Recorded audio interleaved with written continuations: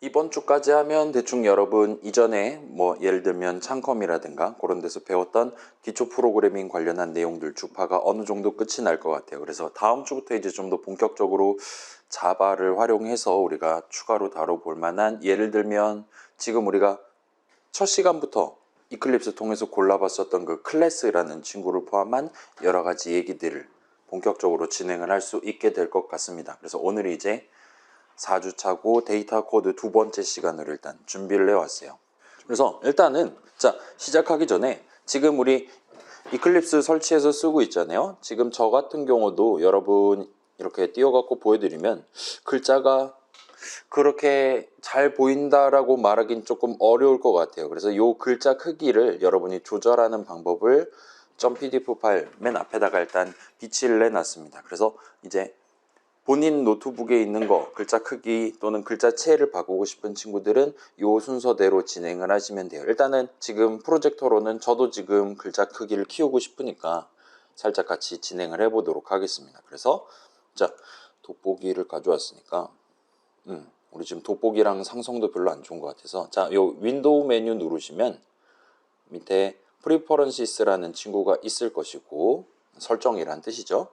그 다음에 뭔가 엄청나게 많은 설정을 할 수 있을 것 같은데 우리는 진짜 엄청 중요한 글자체를 바꾸고 싶은 거니까 메뉴에 있는 일반, 제네럴을 골라주시고, 메뉴에 있는 어피어런스, 생김새를 골라주시고 하면 여기에 색상들 내지는 글자체들 해서 컬러스 앤 폰토스에서 나오는 걸 보실 수가 있어요. 그 다음에 우리는 가장 기본적인 글자체 자체를 바꾸고 싶은 거니까 베이직을 고르시면 스크롤 쭉 내리면 맨 아래쯤에 텍스트 폰트 해가지고 튀어나오는 걸 볼 수 있습니다. 그래서 얘를 고른 다음에 오른쪽에 있을 에딧 버튼을 누르시면 돼요. 그럼 이제 글자체를 바꿀 수 있는데 저는 지금은 뭐가 좋을까? 이 친구를 쓰도록 하겠습니다. 콘솔라스라는 친구를 고르고, 그 다음에 글꼴 스타일은 보통으로 하고, 글자체가 지금 10인데 한 20은 너무 크니까 뭐 18 정도로만 해두고 일단은 오늘 수업을 스타트를 해보도록 할게요. 그래서 자, 윈도우 쓰는 친구들은 기존에 선택되어 있는 걸 그대로 쓰셔도 무방할 것 같고, 맥 쓰는 친구들도 그렇고, 그 다음에 윈도우 쓰는 친구들은 뭐 바꾸고 싶다라면 요 C로, 대문자 C로 시작하는 콘솔라스라는 친구 자유롭게 쓰실 수 있는 글자체니까 저 친구를 골라서 진행을 한번 해보시는 걸 추천을 드리겠습니다. 그럭저럭 프로그래머들이 많이 쓰는 글자체니까. 그 다음에 지금 10포인트가 뭔가 내 노트북 화면상 너무 작다라는 친구들은 여기서 글자 크기를 키우실 수 있어요. 그래서 설정한 다음에 어플라이 버튼 눌러가지고 실제로 적용을 해보실 수도 있을 겁니다. 그래서 여기서 지금 바꾸는 건 말 그대로 이클립스가 엔간한 글자들을 표현할 때 이 세팅 그대로 표현하도록 되어 있기 때문에 우리 .java 파일에 보이는 자바 코드들 뿐만 아니라 콘솔 탭에 이제 출력되는 글자들에 대해서도 동등하게 적용된다 보시면 돼요. 다만 이 친구는 일단은 기본적으로 영어 글자들에 대한 폰트다 보니까 한국말은 이전이랑 큰 차이 없이 그냥 윈도우 기본 글자체로 튀어나오게 될 겁니다. 자, 그래서 적용 눌러보시면 될 것 같고, 저도 한번 해볼게요. 그래서 적용하면 아우 큼직해요. 이제 돋보기가 거의 필요 없을 수준까지 커진 걸 볼 수 있습니다. 그 다음에 실행했을 때 콘솔 탭에 나오는 글자도 그럭저럭 큼직하게 나오는 것 같아요. 일단은 저는 공간 절약을 위해 다른 친구들 크기를 좀 바꿔놓고 여러분 구경하실 수 있게 이 정도를 일단 세팅해 보겠습니다. 자, 그래서 우리 지난 시간에 뭐 했는지 기억납니까? 적당히 현장학습 비슷한 느낌으로 같이 구경해 보면서 이제 두 가지 우리 프로그램, 실행 중인 프로그램의 실행 흐름을 구경하기 위한 두 가지 흐름 해서 두 가지 관점을 여러분들한테 소개를 해드렸었어요. 그래서 데이터 흐름이랑 코드 흐름 이렇게 두 가지를 우리가 짚어봤었고, 데이터 흐름 보통 이제 뭐 카카오톡 앱이라든가 여러분 핸드폰에 깔려있는 그런 프로그램들 뿐만 아니라 거의 대부분의 프로그램들, 이걸 굳이 왜 지금 실행하고 앉았냐, 왜 컨트롤 F10을 누르고 있냐라고 물어보면 보통은 요 데이터 관점에서 그 의의를 찾을 수 있다라는 얘기를 했습니다. 그래서 데이터 흐름은 기본적으로 지금 프로그램 바깥에 있는 데이터를 가져와서 원래 알고 있던 데이터랑 조합해서 새로운 데이터를 만들고 그걸 최종적으로 컴퓨터 앞에 있는 사용자한테 보여주는 것까지 해서 일종의 택배와 같은 느낌으로 진행하는 거다라고 말씀을 드렸었어요. 그래서 그러한 목표를 달성하기 위해 우리는 보통은 이제 수식을 적어서 어디다 뭘 담을 거냐, 그래서 어떻게 담을 거냐 등등을 지정하시게 됩니다. 그래서 그 여러 가지 연산자들 중에서 이 데이터 흐름 관점에서 엄청나게 중요한 는 연산자가 존재한다라는 얘기를 했어요. 그래서 그거 제외하면 뭐 다른 것들 뭐 더하기 빼기 곱하기 나누기 등등 있었죠. 퍼센트도 있었고 등등 그런 것들을 우리가 살펴봤다고 보시면 좋을 것 같습니다. 그 다음에 그런 수식들 적을 때 특히 여러분이 는 수식의 좌항 자리를 적을 때는 보통 미리 선언 적어놔서 준비해놨던 여러 가지 이름들을 섞어가면서 그래서 이 덧셈 결과는 저기다가 담아놓고 진행하면 되겠구나 등등과 같이 수식을 구성해서 결과적으로 여러분의 목표에 맞는 데이터 흐름을 이야기를 하시게 될 겁니다. 근데 요것뿐만 아니라 이제 프로그램 실행 흐름 자체는 이제 우리 문장 처음에 등장했었잖아요. 그런 실행 흐름 자체는 곧 코드 흐름이다라고 얘기를 할 수 있을 것 같아요. 여러분이 이전에 이미 배웠던 그런 다양한 문장들, if문이든 while문이든 그런 것들 적어가면서 여러분은 내 프로그램의 순차, 분기, 반복, 실행 흐름을 구성하는 게 가능했습니다. 그래서 그런 흐름이 곧 이 프로그램의 코드 흐름이다라고 말할 수 있어요. 그리고 그런 적절한 문장들을 순서대로 예쁘게 잘 적어두고 예를 들면 if문의 조건식, while문의 조건식 등등 자리에 그래서 이 내용물을 이 중괄호 안에 적혀있는 내용물 문장들을 언제는 실행하고 언제는 실행 안 할 거냐 아니면 while문 내용물 반복을 어떻게 할 것이냐 등등을 수식을 적어가면서 코드 실행 흐름의 디테일을 살리는 게 가능하다라는 얘기를 했었습니다. 그래서 이 정도까지가 지금 지난주에 봤던 내용이었고 그래서 보통은 이제 그래요.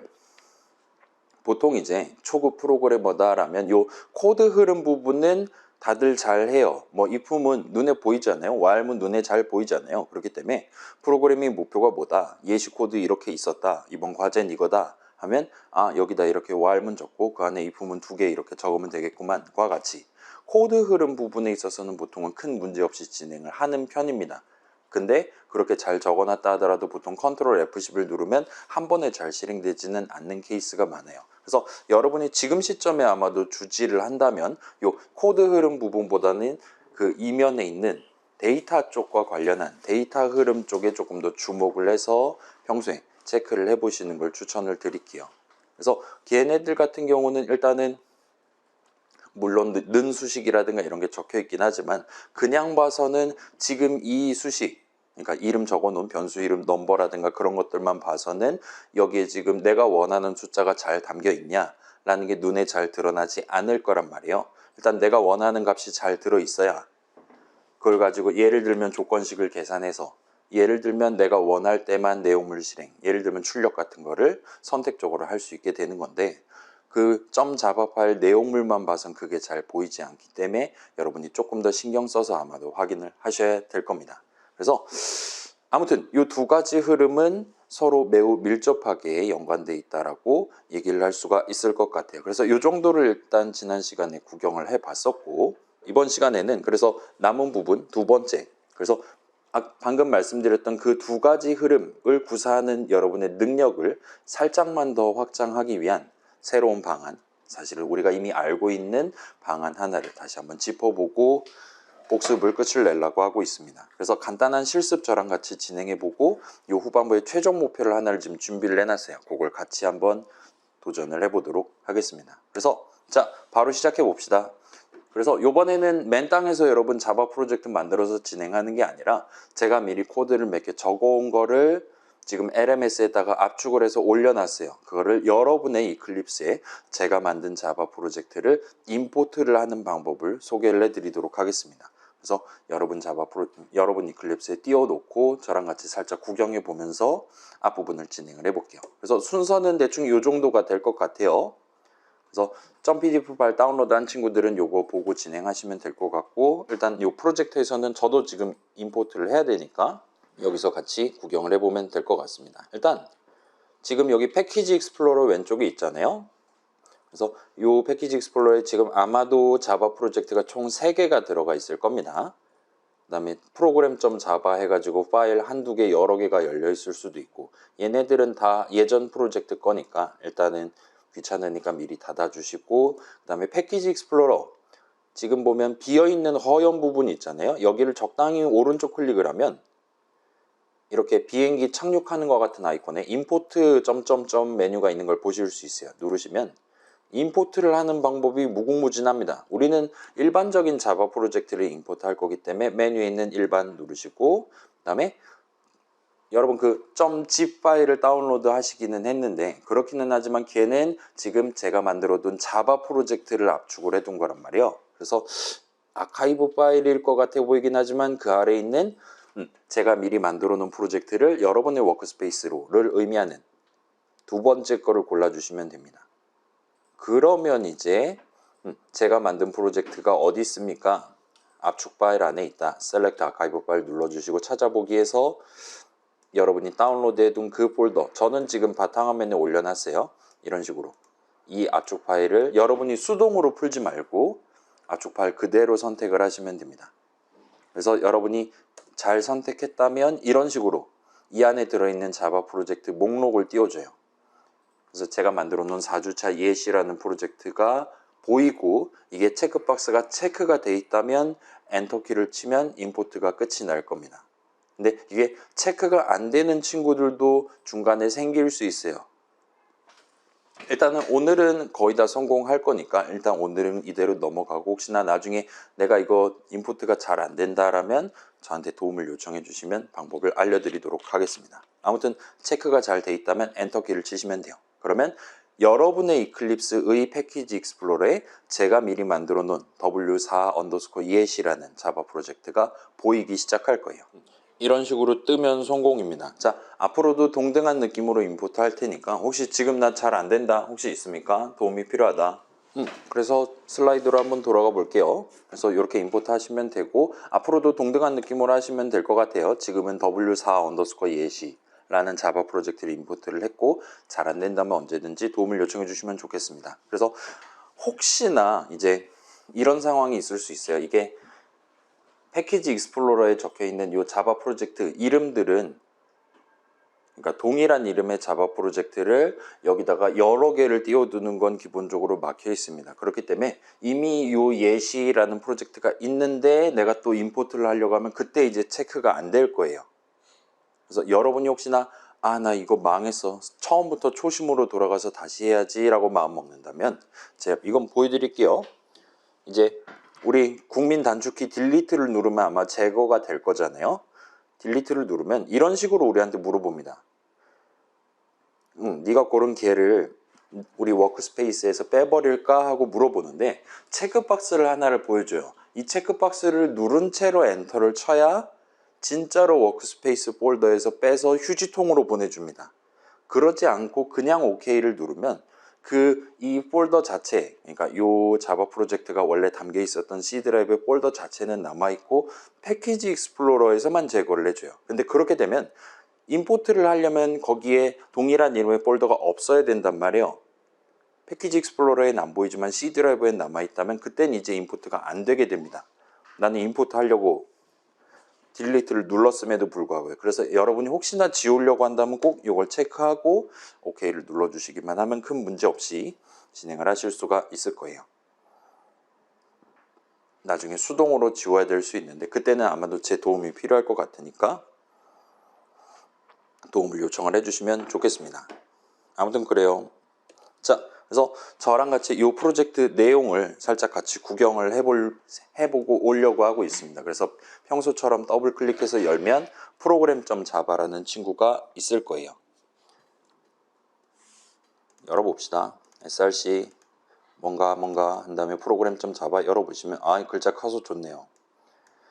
이런 식으로 이런저런 이름들이 지금 적혀 있는 걸 볼 수 있어요. 우리 지난 시간에 봤던 것들이죠. 그래서 이 아래에서 사용할 데이터들, 숫자들 담기 위한 선언들 미리 몰아서 적어놨어요. 스캐너 사용자 입력 받을 거니까 미리 적절한 이름 적어서 선언 적어놓고 new 해가지고 키보드 입력용으로 하나를 만들어서 담아놓고 스타트 하고 있습니다.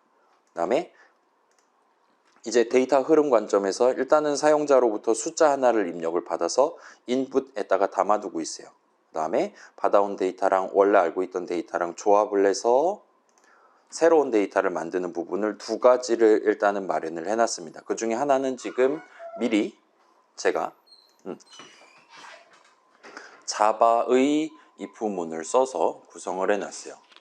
우리 파이썬의 if문 써본 적 있잖아요. 파이썬의 if문 보통 적을 때 if 한 다음에 조건식이라고 부르는 수식 적고 콜론 적고 엔터 쳐서 첫 줄 구성하고 들여쓰기 한 내용물이 그 if문의 if 부분의 내용물이 되는 거죠. 이거는 뭐 간단한 거니까 당시에 우리가 봤던 거 비슷한 걸 저도 한번 쳐볼게요. 여러분은 안 치셔도 됩니다. 예시니까. 그래서 만약에 뭐 3이 5보다 작다면 그래서 뭐 3. 그다음에 여러분이 원한다면 이 if문에 elif 부분 같은 걸 아마 적어본 적 있을 겁니다. 그죠? 5. 그다음에 맨 마지막에 else 부분 해서 콜론 엔터 치고 문장 내용을 구성할 수가 있었죠. 이런 식으로.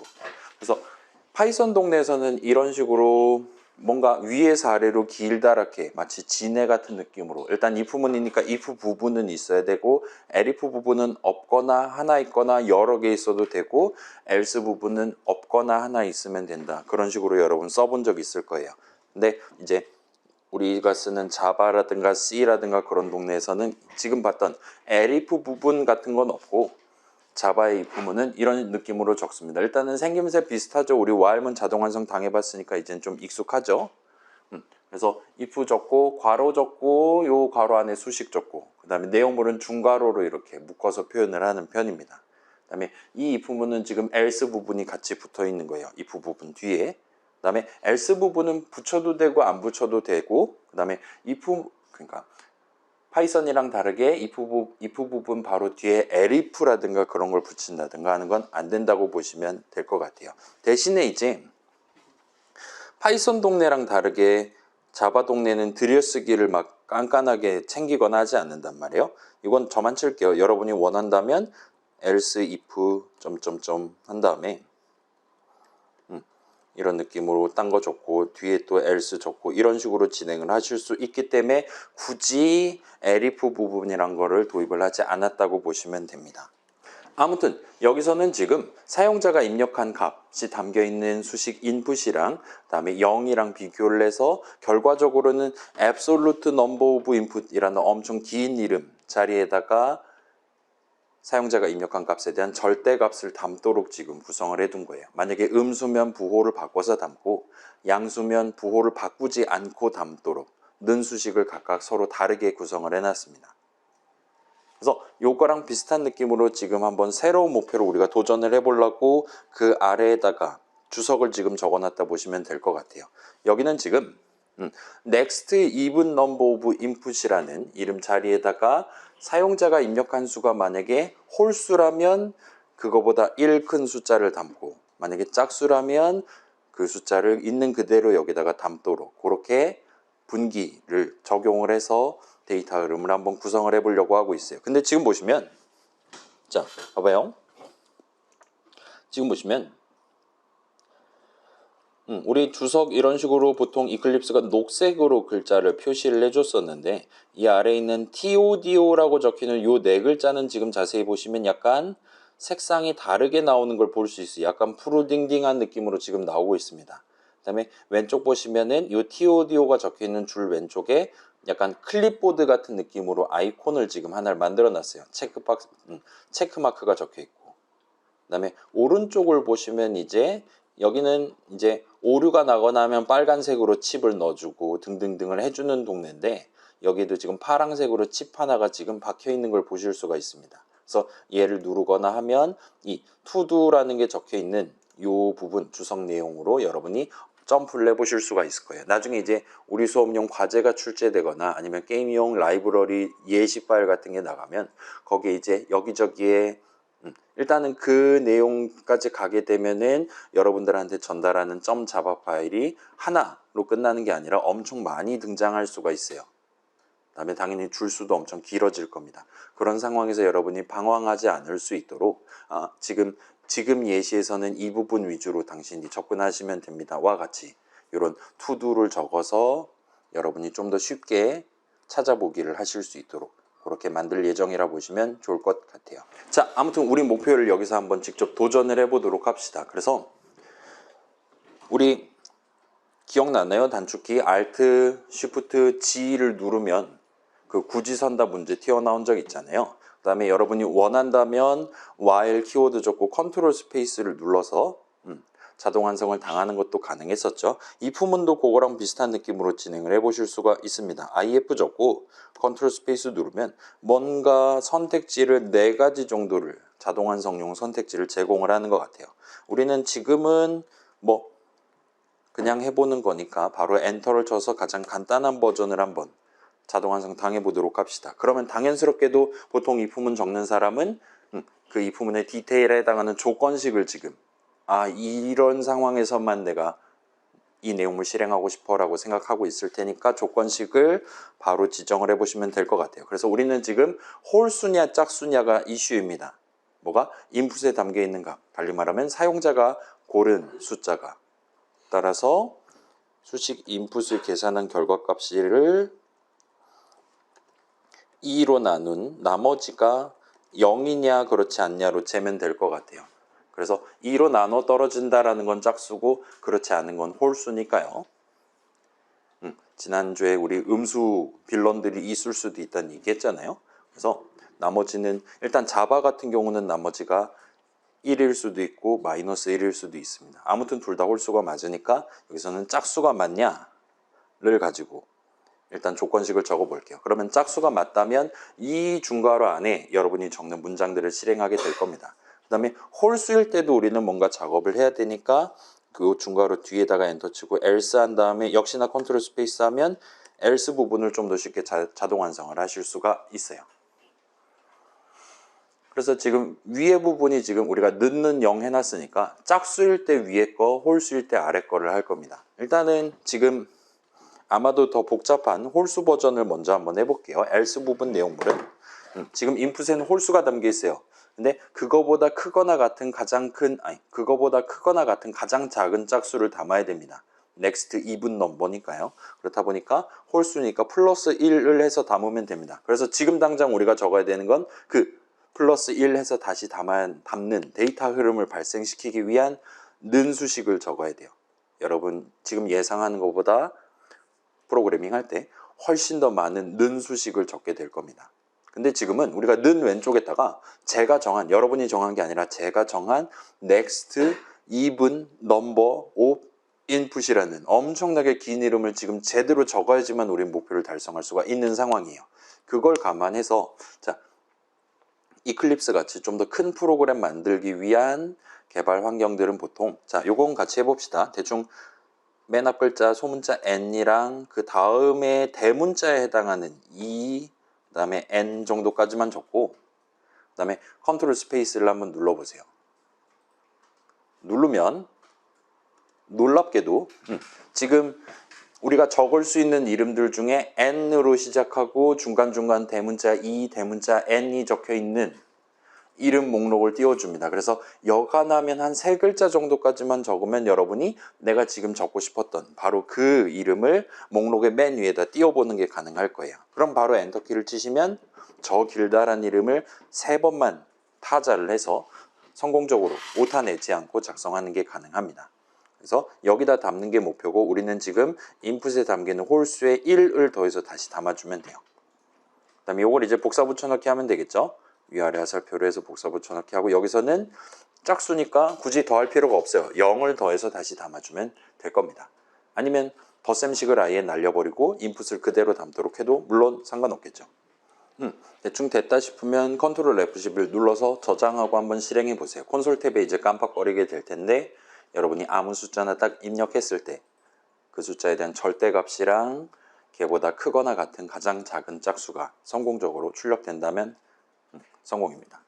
자, 저도 한번 해볼게요. 컨트롤 F11 누르면 숫자를 입력하세요. 뭐 일단 얌전하게 3하고 엔터 쳐보겠습니다. 그러면 절대값은 당연히 3이고 크거나 같은 가장 작은 짝수는 4입니다 라고 얘기를 하는 걸 볼 수 있어요. 그래서 다른 부분은 제가 미리 작성을 해놨습니다. 우리 이전에 봤던 거죠. 시스아웃에서 자동 완성 당했고 그 다음에 파이썬이랑 다르게 자바에서는 글자들 더하기 숫자 하면 알아서 글자들 덧셈을 해준다는 거, 붙이게 해준다는 거. 좀 더 편하게 메시지 만들어서 결과를 메시지를 출력을 하는 프로그램 바깥으로 내보내는 데이터 흐름까지 진행을 해둔 셈입니다. 다시 한번 해볼게요. 숫자를 입력하세요. 예를 들면 마이너스 1 같은 거 하면 절대값은 이제 부호를 뺀 1이 되는 거고 마이너스 1 크거나 같은 가장 작은 짝수는 0입니다 라고 얘기를 하는 걸 볼 수 있습니다. 그래서 성공한 것 같아요. 일단 우리 while문 써봤고 if문 써봤으면 대충 파이썬이랑 크게 다르지 않죠. 자, 파이썬에서는 while문에 else 부분 붙일 수 있잖아요. 여러분 그거 실제로 써본 적 있습니까? while문에 else 부분을 의도적으로 붙여서 내 프로그램 실행 흐름에 활용을 해본 적이 있습니까? 보통은 아마 없을 거예요. 보통은 아마 들여쓰기 실수로 원래 if문에 붙어야 되는 else 부분인데 들여쓰기 하나를 덜 해서 while문의 else 부분으로 붙어버려갖고 오작동을 일으키는 원인으로서만 작용을 했을 텐데 일단 파이썬 동네에서는 그게 가능했었어요. 그 다음에 여러분이 예상할 만한 바로 그런 타이밍에 그 while문의 else 부분 내용물을 실행을 합니다. 일단 자바에서는 그런 거 시키지 않고 while문은 그냥 while 그 중괄호 열고 닫고 그 한 세트로만 존재할 수 있도록 만들어 놓긴 했어요. 아무튼 그래서 그런 뭐 자잘한 차이점 제외하면 우리가 이전에 알고 있던 내용들 이제 순차 분기 반복과 관련한 기본적인 문장들까지 다 써봤다라고 말할 수 있을 것 같아요. 그래서 중간에 우리 자 여러분 이제 다양한 라이브러리라든가 우리 지금 스캐너 적을 때도 사실은 SC 정도까지만 적고 컨트롤 스페이스 했었죠. 그런 것처럼 길다란 이름을 써가면서 이제 여러분의 코드를 작성하는 경우가 많이 생길 거예요. 맨날 ABC만 하던 ABC만 하던 시대는 이제 갔습니다. 그래서 여러분이 직접 자바 동네에서 여러분이 원한다면 한글로 이름 정해도 되기는 해요. 근데 그러면 한영키 매번 누르기 귀찮으니까 적절히 중학교, 고등학교 영어 정도로 해서 자바 스타일 영어 정도로 해서 이름들 정해 두시고 그러다 보면 이름이 점점 길어지는데 그걸 좀 더 편하게 오타 없이 작성할 수 있도록 이런 자동 완성 기능을 예쁘게 잘 제공해 준다 보시면 돼요. 요거 뭐 비주얼 스튜디오 코드라든가 등등 파이참이라든가 그런 동네에서도 다 지원하는 기능이니까 써봄직 하실 겁니다. 그래서 그런 게 있다라는 전제하에 여러분이 새로운 이름 선언이라든가 그런 것들 적을 때 꼭 적절한 이름 맨날 ABCD만 하지 마시고 그럭저럭 길다란 이름 여기에 뭐가 담겨 있을지 미래에 나도 얼마든지 예측할 수 있을 만한 그런 적당히 긴 이름으로 적어두고 스타트 하시는 걸 추천드릴게요. 그 다음에 while문 적었을 때랑 비슷한 느낌으로 if까지만 적고 컨트롤 스페이스 치고 엔터키 치면 우리가 지금 적어야 되는 if문의 전반적인 원래 무조건 적었어야 될 괄호, 중괄호 정도를 자동 완성을 당하는 게 가능할 겁니다. 자, 그래서 지금 중요한 건 뭐 if문은 아니기는 해요. 여기까지는 이전에 나왔던 내용이잖아요. 그래서 여기서 이 코드를 살짝만 요상하게 한번 고쳐볼게요. 지금 제가 미리 작성해둔 우리가 적은 if문보다 위에 적혀 있었던 요 절대값을 구하기 위한 코드 덩어리를 Shift 위아래 화살표에서 살짝 선택한 다음에 뭐 선택은 여러분 얼마든지 하실 수 있겠죠. 그래서 해서 이 부분 첫 줄부터 else 부분 마지막 닫는 중괄호까지 선택하신 다음에 자 단축키를 하나를 더 소개를 해드릴게요. 자 Alt Shift M을 한번 눌러보세요. 그러면 조그만 창이 하나 뜰 겁니다. 우리 맥을 쓰시는 분이 있으니까 여기서 어디 있냐? 여기 있네요. 자, 메뉴 중에 리팩터 메뉴에 extract method를 골라주시면 됩니다. 그 옆에 아마 단축키 보일 텐데 다음부터는 그거 누르면 될 거예요. 그래서 이걸 누르면 창이 이렇게 뜹니다. 뭔가 메소드라는 거를 추출을 하는 게 가능한가 봐요. 그래서 그 추출해서 새로 만드는 메소드 이름을 뭘로 할 거냐 정할 수가 있는 것 같고 지금은 여기서는 일단 get absolute 넘버 우리 절대값 구하는 코드 덩어리였으니까요. 절대값 구하기 같은 느낌으로 이름을 적어주세요. 자 여기는 지금 새로운 이름을 정하는 거라 여러분이 오타를 내거나 그런 개념이 아니라 여러분이 직접 이름을 정하는 거긴 합니다. 그렇긴 한데 뭐 뒤에 있는 내용까지 같이 편하게 구경하려면 요 이름으로 지정을 하시는 걸 추천을 드릴게요. 그 다음에 밑에 막 access modifier 막 이래가지고 뭐 public 프로텍티드, 패키지, 프라이빗 뭐 그런 거 적혀 있고 파라메터스 막 이런 거 적혀 있는데 일단 지금은 요거를 크게 신경 쓰지 말고 바로 엔터 키를 쳐보실 수가 있을 거예요. 그러면은 아마도 경고를 한 번 더 띄워줄 겁니다. 아까 밑에 적혀 있었던 경고거든요. 이 이름 좀 근본 없어 보이는데 딴 걸로 바꾸면 안 되겠냐. 무시하고 다시 한번 엔터를 치시면 알겠습니다 하고 우리가 아까 선택해놨던 그 입후문 덩어리가 증발한 걸 볼 수 있어요. 그리고 대신에 뭘 적어놨냐? 는수식을 적어놓은 걸 볼 수 있습니다. absolute number of input에 이걸 담는다, 계산해서 담는다와 같이 는수식으로 바뀌어 있어요. 그 다음에 는 오른쪽에는 지금 우리 보통 함수 호출식이라고 불렀던 프린트 괄호 열고 닫고와 같은 느낌의 함수 호출식이 비슷한 게 적혀 있고 여기에는 지금 괄호 왼쪽에는 여러분이 방금 정한 메서드 이름이랍시고 정한 그 글자들이 대신 적혀 있는 걸 볼 수 있습니다. 그 다음에 괄호 안에는 지금 사용자가 입력한 숫자가 튀어나올 만한 적절한 수식, 인풋이 적혀 있는 걸 볼 수 있어요. 자, 여기서 지금 여러분 지금 키보드에 컨트롤 키 있잖아요. 컨트롤 키를 누른 채로 마우스 포인터를 이렇게 왔다 갔다 하면 각각의 이름들이 갑자기 소위 하이퍼링크라고 부르죠. 파란색으로 링크 같은 느낌으로 이렇게 밑줄 쳐지고 파란색으로 빛나는 걸 볼 수 있어요. 그래서 우리는 지금 요 get absolute number라는 이름의 마우스를 갖다 대고 클릭을 해볼 수가 있을 겁니다. 클릭을 하면 사실은 우리의 이클립스는 우리의 입후문 어디다 팔아먹은 게 아니라 지금 우리 메인 어쩌고 저쩌고 중괄호 안에 코드 열심히 적고 있었단 말이에요. 그 중괄호 열고 닫고 아래에다가 이런 식으로 get absolute number란 이런 것이다와 같은 느낌으로 코드 덩어리를 하나를 우리 대신 만들어 줬어요. 그래서 40번째 줄보다 조금 더 아래로 내려가면 이런 덩어리가 하나 있을 겁니다. 그래서 보면 잘은 모르겠지만 지금 private, static, int, get absolute number 이건 우리가 정한 이름이에요. 그 다음에 int, input 같은 느낌이 있고 선언이 지금 하나가 적혀 있고요. 그 다음에 아까 전에 우리가 골랐던 우리가 선택했었던 이 부분은 여기에 지금 복사 붙여넣기가 되어 있는 걸 볼 수 있어요. 그 다음에 그 아래는 return 어쩌고 저쩌고 해서 return문이 지금 적혀 있는 걸 보실 수가 있습니다. 일단 여기까지 하면 우리가 비록 자동 완성이긴 하지만 자바 동네에서 여러분 C에서 함수정의 적어본 적 있잖아요. 함수정의 어떻게 적습니까? 이제 여러분 함수정의 같은 거 적을 때 C 동네 아니 파이썬 동네에서는 DEF로 스타트를 했죠. 이런 식으로. 그래서 add 뭐 A, B 이런 식으로 해서 콜론하고 return A 더하기 B 이런 식으로 내용을 들여쓰기해서 구성할 수 있었잖아요. 이렇게 해도 뭐 우리가 나중에 add 괄호 열고 뭐 3,5 하고 엔터 치면 저 add라는 함수 내용물을 실행함으로써 결과적으로 우리 손에 지금은 더 센 결과에 해당하는 8을 얻거나 할 수 있었잖아요. 그런 것과 유사한 지금 메서드 정의라는 친구를 처음으로 적어봤다 보시면 됩니다. 그래서 그때랑 지금 생김새는 되게 비슷해 보여요. 첫 줄에 지금 새로운 메서드 이름 우리가 정한 거 적혀 있고 왼쪽 오른쪽에 뭔가 복잡한 게 붙어 있습니다. 괄호 안에도 지금 뭔가가 들어 있고요. 그래서 이 정도까지 일단 진행해 둔 상태에서 일단 슬라이드 돌아가서 설명을 이어서 진행해 볼게요. 그래서 Alt Shift M 한번 누르시면 뭔가 요상한 창 뜨고 우리가 지금 진행을 해봤어요. 그래서 메서드 이름 우리가 직접 지정을 해봤고 뭐 경고가 뜨기는 합니다. 이름이 좀 대문자 같은 거 섞어서 쓰지 말라고 할 텐데 무시하고 그냥 진행하시면 돼요. 그래서 우리가 골랐던 그 입후문 덩어리가 다른 중괄호 안으로 추출이 된 걸 확인할 수 있었습니다. 자, 그것만 복사 붙여넣기만 해준 게 아니었어요. 그 문장들 원래 적혀 있었던 자리, 입후문이 적혀 있었던 자리에는 는 수식으로 구성해 놓은 수식문이 하나가 대신 적혀 있습니다. 지금 얘네는 이렇게 복붙돼 있고 원래 입후문은 여기 있었단 말이에요. 그 자리를 딴 걸로 바꿔치기를 해준 거예요. 일단은 지금 그렇게 돼 있다라는 걸 확인한 상태에서 우리 지금 다른 코드 1절 고치지 않았어요.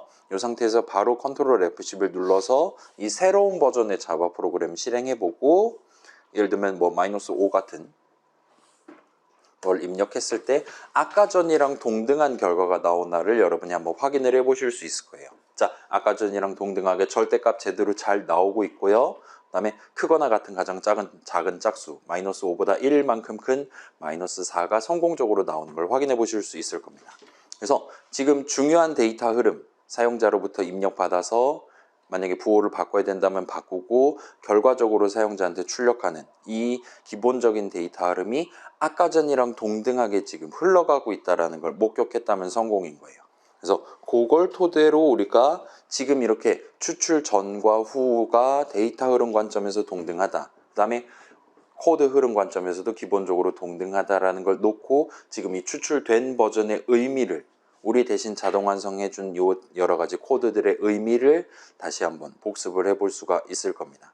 물론 이제 우리는 이미 파이썬 버전을 어느 정도 구경해 봤으니까 큰 어려움 없이 납득을 하실 수가 있을 거예요. 아무튼 그런 느낌으로 한번 가져가 보도록 할게요.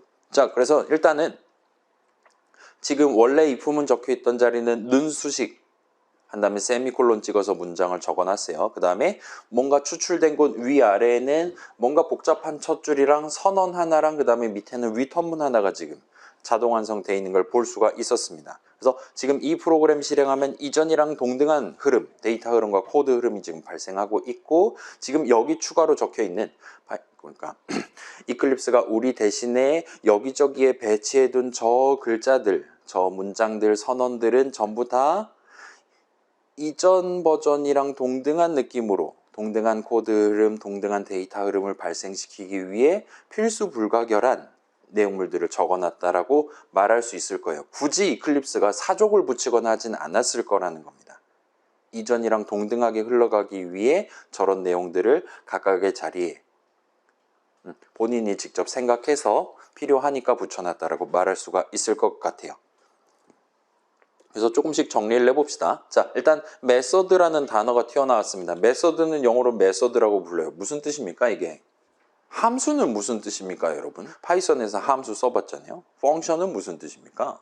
그때도 그냥 함수련이 하고 그냥 썼잖아요. fx 막 그런 거 생각하면서 썼잖아요. 일단 메서드 뭐 대충 단어 자체의 의미는 무슨 뭐 하는 방법이란 메서덜러지 하면 방법론이라고 보통 우리가 번역을 하죠. 그런 식으로 뭔가 내가 제공할 수 있는 여러 가지 선택지들 같은 느낌으로 여러분이 받아들이셔도 될 것 같아요. 우리가 스캐너 한 다음에 점 찍고 여러 가지 메서드들이 이미 우리가 쓸 수 있는 메서드들이 마련돼 있다는 걸 구경을 해봤었어요. 그거를 요 스캐너라는 친구가 우리한테 제공하는 서비스들이라고 여러분이 생각을 해주셔도 좋을 것 같습니다. 아무튼 간에 방금 전에 extract 메서드 자동 완성 기능을 통해서 우리가 새로 만들어 놓은 걸 자바 동네에선 이렇게 불러요. 그래서 자바 동네에선 요 function이라는 단어, 함수라는 단어는 파이썬이라든가 다른 프로그래밍 언어랑 살짝 다른 의미로 쓰고 있다 보시면 좋을 것 같습니다. 자, 그 다음에 방금 지금 우리의 이클립스가 자동 완성해준 그 커다란 덩어리 하나는 사실은 메서드 정의라고 불러요. 메서드 데피니션 정도가 될 것 같습니다. 파이썬 동네에서도 함수 정의라는 거 여러분 적어본 적 있듯이 그 다음에 우리 이제 첫 번째 자바 프로그램 할 때 점 자바 파일을 추가하기 위해 새로운 클래스 추가합시다 할 때 살짝 나왔던 것처럼 프로그래밍 동네에서 이 정의, definition이라는 단어가 튀어나오면 우리가 적을 수 있는 키보드로 쳐서 완성할 수 있는 것들 중에서 뭔가의 이름, 새로운 메서드는 get absolute number야. 플러스 그 친구의 내용물, 그래서 절대값을 구한다라는 건 이렇게 이 순서대로 문장들 실행하면 되는 거야 등등까지 이름이랑 내용을 한꺼번에 정해두는 걸 보통 정의라고 부른다 보시면 됩니다. 여러분 파이썬의 함수 정의도 비슷한 느낌이었죠. 새로운 함수 func야, 새로운 함수 add야. 이 친구는 두 개 받아서 두 개 더해서 다시 주면 돼와 같이 아까 전에 우리가 적어봤었잖아요. 클래스 정의도 지금 비슷한 느낌이죠. 우리는 지금 자바 프로그램 만들고 있으니까 우리는 늘 지금 프로그램.자바라는 거를 추가하면서 새로운 클래스, 프로그램에 대한 클래스 정의를 지금 적고 있는 겁니다. 새로운 자바 프로그램 그 자체는 일단은 바로 컨트롤 F11 누르면 요 메인 중괄호 안에 적혀있는 문장들 실행하면 돼까지 이제까지 적었던 거예요. 그래서 요 아래 적혀있는 건 그래서 절대값을 구한다는 게 뭔데 를 의미하는 내용물들이 들어있는 메서드 정의를 지금 자동 완성당해서 적어줬다 보시면 될 것 같습니다. 아무튼 자바 동네에서는 메서드 정의라는 걸 적을 때 그 메서드의 이름을 뭘로 할 거냐, 그 메서드의 인수들을 뭘로 할 거냐, 그 다음에 리턴 값의 형식을 뭘로 할 거냐, 마지막으로 중괄호 안에다가 이 메서드 내용물 무슨 선언, 무슨 문장들이 있어야 되냐 같은 것들을 적게 됩니다.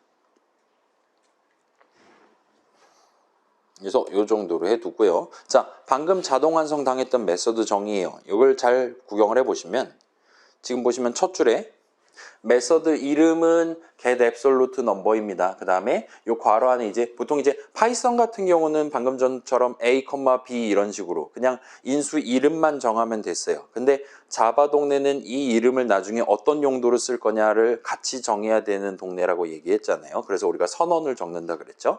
그래서 여기 같은 경우는 지금 인수를 인풋이라는 거 하나를 받을 건데 구체적으로 이 이름을 갖고 무슨 형식 값을 가져올 거냐를 같이 정하고 있다 보시면 됩니다. 그렇다 보니까 이 괄호 안에 적혀 있는 것만 따로 떼서 보면 지금 우리 이전에 적어봤었던 선언이랑 되게 비슷하게 생겼다는 걸 여러분 보실 수 있을 거예요. 아무튼 get absolute number라는 메서드는 int 값 하나를 받는 입니다.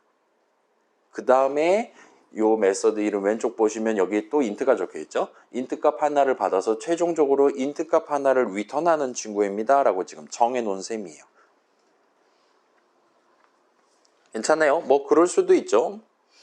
파이썬 동네에는 지금 방금 전 파이썬 코드 보면 파이썬 동네 함수 정의 이렇게 그냥 편하게 적을 수 있잖아요. 그래서 A 자리, B 자리에다가 어쩔 때는 int 형식 값이 들어올 수도 있고 어쩔 때는 예를 들면 str 형식 값이 들어올 수도 있고 난리도 아니잖아요. 한번 보여드릴게요.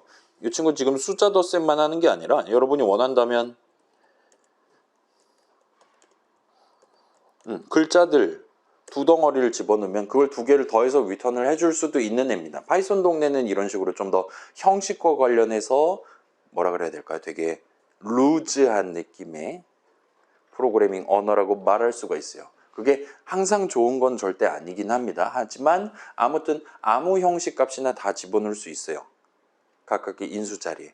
그거랑 동등한 느낌으로 요 add라는 함수는 아무 형식 값이나 자유롭게 내가 원하는 대로 리턴을 하는 것도 가능합니다. 근데 자바는 그런 거 일절 허용하지 않는다 보시면 돼요. 자바 동네에서는 여러분이 새로운 메서드 이름 도입하고 싶을 때 그래서 메서드 정의를 적을 때 지금 결정을 해야 됩니다. 얘는 지금 int 형식 값을 다룰 a일지 아니면 다른 뭐 플롯 형식 값을 다룰 a일지 스트링 형식 값을 다룰 a일지를 지금 정해놓고 스타트해야 돼요. 그래서 지금 양쪽에 대해서 다 정해놨다 보시면 됩니다. 들어오는 데이터, 그다음에 나가는 데이터에 대해서요. 일단 그 정도가 있고 내용을 살펴보니까 여기는 지금 일단 우리가 아까 전에 제가 적은 거긴 하지만 영역 지정해서 extract 메소드 눌렀을 때 우리가 선택해 놨었던 내용물 문장들은 그대로 들어있어요. 그 아래 리턴문이 들어있긴 하지만요. 아무튼 간에 문장들이 들어있고 그 위에 이 문장들을 유효하게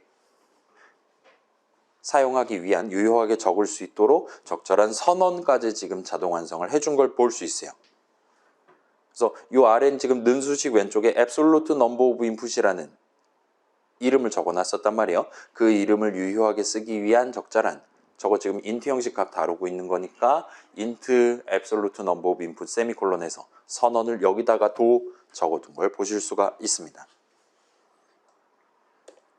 자, 그리고 지금 여기 막 private이 붙어 있고 private 무슨 뜻입니까? 사적인 거죠. static. static은 무슨 뜻입니까? static 하면 약간 정적인 같은 느낌으로 보통 한국말로 표현을 하는 편이에요. 따라서 스태틱의 반대말을 이제 예를 들면 다이나믹 같은 느낌으로 얘기를 할 수도 있을 것 같습니다. 아무튼 이 두 친구는 일단은 지금은 그냥 그러려니 합시다. 사실 이 스태틱이라는 단어는 지금 우리 메인이라는 메서드에 대한 메서드 정의 첫 줄 왼쪽에도 지금 붙어 있는 상황이기는 해요.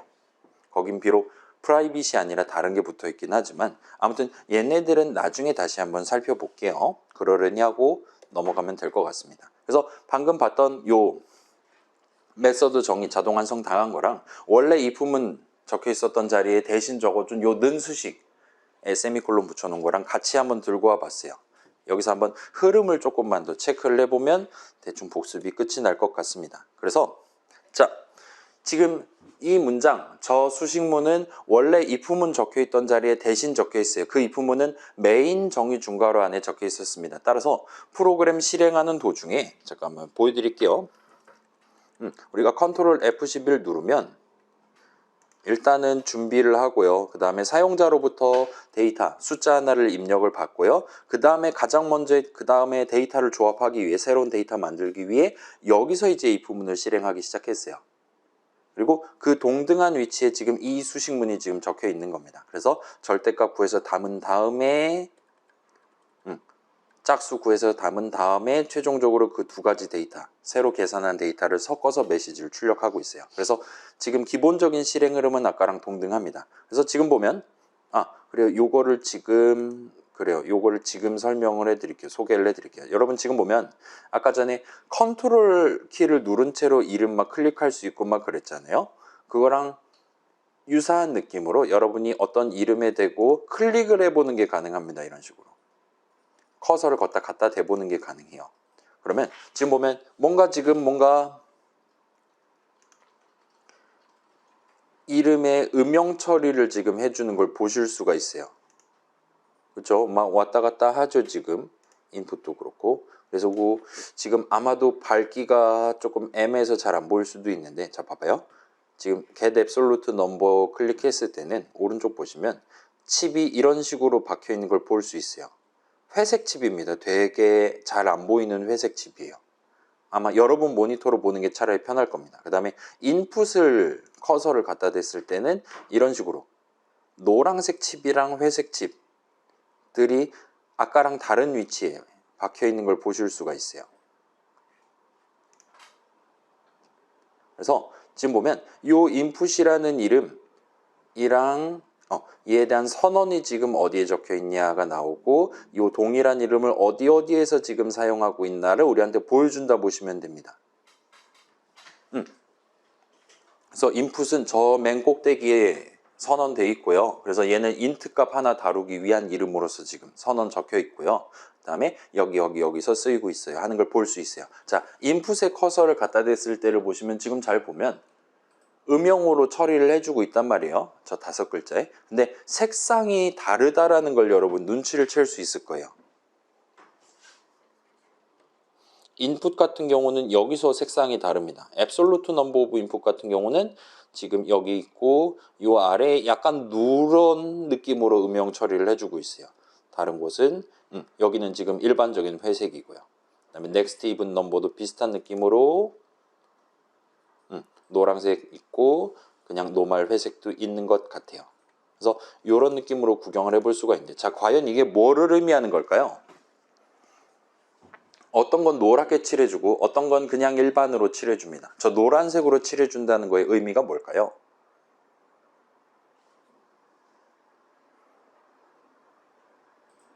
노란색으로 칠해주는 거는 얘는 지금 숫자 하나를 담았다가 꺼냈다 하기 위해 도입한 이름이잖아요. 그걸 데이터 흐름이라 부른다 그랬잖아요. 그죠? 그래서 지금 이 노란색으로 표시한 부분이야말로 지금 인풋 자리에 새로운 값을 담고 있는 부분이다라는 의미로 봐주시면 됩니다. 저 지금 여기 적혀 있는 14번째 줄 인풋 5글자 여기다 노란색으로 칠해주는 이유는 여기서 지금 저 인풋 자리에 새로운 값을 담고 있기 때문이라 보면 돼요. 그러면 일반적으로 회색으로 표현하는 데는 그 반대겠죠. 인풋에 담겨 있는 값을 꺼내서 활용하고 있는 부분들에다가 일반 회색으로 표시해 준다 보면 돼요. 아까 담았던 거를 여기서 담았던 걸 여기서 꺼내 쓰고를 지금 하고 있다라고 우리한테 표현했다 보시면 됩니다. 데이터 흐름 관점에서. 아무튼 그래요. 지금 이 5글자 인풋은 사용자가 입력한 값이 튀어나오게 될 거예요. 이렇게 수식을 적어놨으니까. 그리고 이 수식문 실행이 끝나는 시점에 는 수식까지 계산이 끝나는 거니까 결과적으로 절대값이 absolute number of input에 담기게 됩니다. 지금 저기다가 커서 갖다 대면 저기 분명히 노란색으로 지금 빛나게 될 거예요. 음영 처리가 되게 될 거예요. 실제로 저 문장을 실행하는 동안 absolute number of input 값이 바뀌게 됩니다. 새로운 값이 담기게 돼요. 괜찮아요? 다시 말씀드릴게요. 이 문장을 실행하기 이전에 미리 인풋에다가 사용자 키보드 입력, 사용자가 고른 숫자를 담는 부분이 있어요. 그렇기 때문에 여기서 지금 이 수식 인풋을 계산하면 사용자가 입력한 숫자가 나옵니다. 그렇게 해서 여차저차해서 아무튼 이 문장의 실행이 끝나는 시점에는 이제 absolute number of input에는 사용자가 입력한 값에 대한 절대값이 담기게 되는 거예요. 를 의미하는 는 수식이 지금 여기 적혀 있다 보시면 됩니다. 그래서 지금 요 는 수식 오른쪽에 적어놓은 요 수식이 계산하면 인풋 값에 대한 절대값이 나오는 수식으로서 지금 성공적으로 적혀 있다고 말할 수가 있게 되는 거죠. 여러분 다 알고 있다시피 뭐 이런 거 뭐라고 부릅니까? 보통 뭐 호출식이라고 들어본 적 있죠. 함수 호출식 여러분 적어본 적 있잖아요. 이 친구 메서드니까 메서드 호출식이라고 불러주시면 될 것 같아요. 아무튼 그래요. 그래서 메서드 이름이랑 괄호 그 닫고를 써서 구성하는 수식을 메서드 호출식이라고 부릅니다. 아무튼 메서드 호출식 수식이죠. 그렇기 때문에 는 오른쪽에 얼마든지 적을 수 있어요. 그다음에 이 메서드 호출식 괄호 안에는 여러분이 이번 호출 과정에서 제가 아마 이거 순서 거꾸로 지금 적어놨을 거거든요. 저도 맨날 헷갈립니다. 영어는 크게 신경 쓰지 맙시다. 아무튼 한국말로는 인수 이름 그 자체, 인수라는 개념 그 자체랑 거기에 담아두는 값, 담겨있는 값 같은 것들을 그냥 둘 다 퉁쳐서 인수라고 보통 표현을 하는 편이에요. 아무튼 간에 각 인수 자리에다가 무슨 값을 담을 거냐를 여러분이 지정하는 셈이 돼요. 자, 다시 보여드릴게요. 요거는 파이썬으로 다시 한번 보여드릴게요. 자, 여기 보면 여긴 지금 add라는 새로운 함수에 대한 함수 정의잖아요. 그래서 나는 나는 데이터를 2개 받을 거야, 값을 2개 받을 거야 해서 첫 줄을 구성한 겁니다. 얘는 함수 정의예요. 그다음에 지금 우리가 보고 있는 건 이런 느낌의 함수 호출식을 보고 있는 겁니다. 메서드긴 하지만 아무튼 그래서 여기다 3,5를 한다는 건 A 자리에 3을 담고 B 자리에 5를 담겠다라는 의미로 지금 적은 거라 보시면 돼요. 그래서 이번에는 뭐랑 더할까 흐흐 하면서 지금 요 괄호 안에다가 우리가 수식을 적었다 보시면 됩니다. 그리고 여긴 지금 다시 슬라이드로 돌아오면 여기서는 지금 이번에는 무슨 숫자에 대한 절대값을 구할까에 대해서 우리는 그 괄호 안에다가 5글자 인풋을 적어 놓은 거예요. 그렇게 함으로써 우리는 사용자가 고른 숫자에 대한 절대값을 구하겠다라는 의사를 지금 표출했다 보시면 되는 겁니다. 그리고 자, 수식 계산하면 결과값이 하나 나오는 친구라 그랬잖아요. 이 메서드 호출식도 역시나 수식이고 따라서 계산하면 결과값이 하나 튀어나와야 됩니다. 그래서 메서드 호출식의 계산은 어떻게 진행되나를 살짝만 풀어보면 일단 가장 먼저 이 괄호 안에 적어놓은 수식을 계산해요. 지금 같은 경우는 사용자가 입력한 숫자가 튀어나올 겁니다. 그래서 그거를 인수 자리에 담아놓고 여기 지금 이 인풋 자리에 담아놓고 요 안에 적혀있는 요 내용물 문장들을 실행하기 시작해요. 자, 요거는 지금 살짝 헷갈릴 수가 있는데 살짝 보여드릴게요. 우리 지금 보면 이거 지금 설명했잖아요. 인풋 커서 갖다 대면은 음영 처리해 주는 거. 요 이름은 여기서 선언된 이름이고요. 여기서 지금 새로운 값을 담고 있고요. 아래서 쓰이고 있어요. 스크롤 좀 더 내리면 지금 여기 적혀 있는 인풋들에는 음영 처리가 안 되는 걸 볼 수 있어요. 여러분 그거 들어본 적 있나요? 그 파이썬 동네도 마찬가지고 자바 동네도 마찬가지인데 이제 뭐 전역이니 지역이니 막 그런 거 여러분 혹시 들어본 적 있습니까? 창컴에서 안 들어봤을 수도 있어요. 자, 아무튼 간에 그래서 지금 보면 여기서 지금만 마이너스 인풋 플러스 인풋 똑같이 IMPUT 5글자가 적혀 있긴 한데 여기서 지금 사용하고 있는 이름은 지금 우리 메인 중괄호 안에서 다루고 있는 여기 선언된 이 이름은 아니다라고 지금 판정을 내린 거예요. 여기서 사용하고 있는 이름은 여기서 정한 이름입니다. 그 다음에 저 아래에 있는 친구를 한번 눌러볼게요. 여기도 이런 식으로 음영 처리를 해주는 것 같은데 여기서는 지금 인수 이름입니다와 같이 우리한테 지금 표시를 하고 있다 보시면 되는 거예요. 그 다음에 이 인수 이름을 여기서 쓰고 있고 중괄호 안에서 쓰고 있는 거고 그러니까 메서드 정의 첫 줄에서 정한 이름을 메서드 정의 안쪽에서 쓰고 있는 거고 그 이름은 지금 위에서 봤던 이 친구들이랑은 완전히 다른 이름으로 지금 간주하고 있다 보시면 됩니다. 그 다음에 지금 봐봐요. 인수 이름 지금 무슨 색으로 칠해놨습니까? 노란색으로 칠해놨잖아요. 따라서 이 내용물을 실행하는 시점에는 이미 메서드 호출식 그 괄호한 수식을 계산해서 사용자가 입력한 숫자를 여기다가 일단 담아둔 채로 내용물을 실행하기 시작한다는 의미로 봐주시면 돼요. 아까 전에 그 파이썬 예시로 본다면 3을 일단 먼저 계산해서 그걸 A에 담아놓고 그 다음에야 내용물 문장들을 지금 실행한다고 보시면 됩니다. 그래서 지금 노란색으로 칠해주고 있다고 보면 돼요. 아무튼 이 정도로 일단 해두고 그렇게 해서 자, 다시 보여드릴게요. 메서드 호출식의 계산은 일단 괄호한 수식을 계산해서 결과값을 인수 자리에 담고 스타트를 합니다. 그 다음에 내용물 문장들을 열심히 실행을 해요. 그러다가 어쩌다 보면 리턴문이라는 친구를 실행하는 시점이 오게 됩니다. 그래서 요 리턴문은 요번 호출에서의 이번 이 내용물 실행을 야기한 그 메서드 호출식의 계산 결과값을 지정하는 문장이라 봐주시면 돼요. 지금 같은 경우는 열심히 그러니까 부호를 바꾸거나 바꾸지 않은, 달리 말하면 인수 인풋 자리에 담겨 있었던 값에 대한 절대값을 최종적으로 메서드 호출식의 계산 결과값으로 지정하겠다 하고 지금 정한 셈이 됩니다. 그래서 파이썬의 리턴문이랑 세미콜론 찍는 거 빼면 거의 똑같다 보시면 돼요. 그래서 리턴을 적고 여러분 수식을 하나 적을 수 있습니다. 요번에는 리턴값 3이야. 요번에는 리턴값 5야. 자유롭게 하실 수 있고, 여기 같은 경우는 지금 이 예시에서는 2개 받아서 더한 게 바로 리턴값이야 라고 지정한 셈이고, 지금 이 절대값 구한 예시에서는 진짜로 우리가 분기 흐름을 구성해 놔서 아무튼 인풋 값에 대한 절대값을 계산을 성공적으로 해서 지금 absolute number of input에 담는 것까지 해둔 거예요. 그리고 최종적으로 그 담겨있던 절대값을 리턴하겠다라고 마지막 문장을 실행하게 될 거라는 겁니다. 그렇게 리턴문을 실행함으로써 드디어 메서드 호출식의 계산을 끝을 낼 수가 있게 돼요. 그래서 이 메서드 호출식, 이번 계산 결과값은 아까 전 내용을 실행하면서 리턴문 실행하면서 정했던, 여기 적혀 있었던 수식을 계산한 결과값, 달리 말하면 이 인풋에 담겨 있었던 값에 대한 진짜 절대값이 튀어나오게 됩니다. 그리고 이 메서드 호출식은 지금은 는 수식의 오른쪽 우항 자리에 적혀 있단 말이에요. 그래서 최종적으로 는 수식을 계산해서 그거를 요 메인 중괄호 안에 선언이 적혀 있는 그 absolute number of input 자리에 담는 걸로 이번 수식문의 실행이 끝이 나게 돼요. 괜찮습니까? 안 괜찮을 수도 있어요. 여기서부터 조금 뭔가 복잡한 얘기들이 시작되긴 하는데, 자, 요거 집에 가서 제 유튜브 영상 만들어 놓을 거잖아요. 다시 한 번만 들어보면 당연한 소리를 10분을 하고 앉았네, 저렇게 월급을 벌고 있구만 이라는 생각이 여러분 드시게 될 겁니다.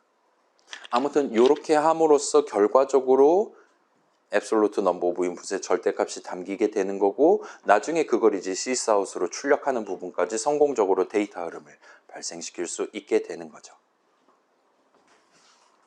그래서 뭔가 무서운 설명이 지나간 것 같은데 몇몇 부분을 빼면 그럭저럭 순간순간은 납득하는 게 가능해 하셨을 거예요.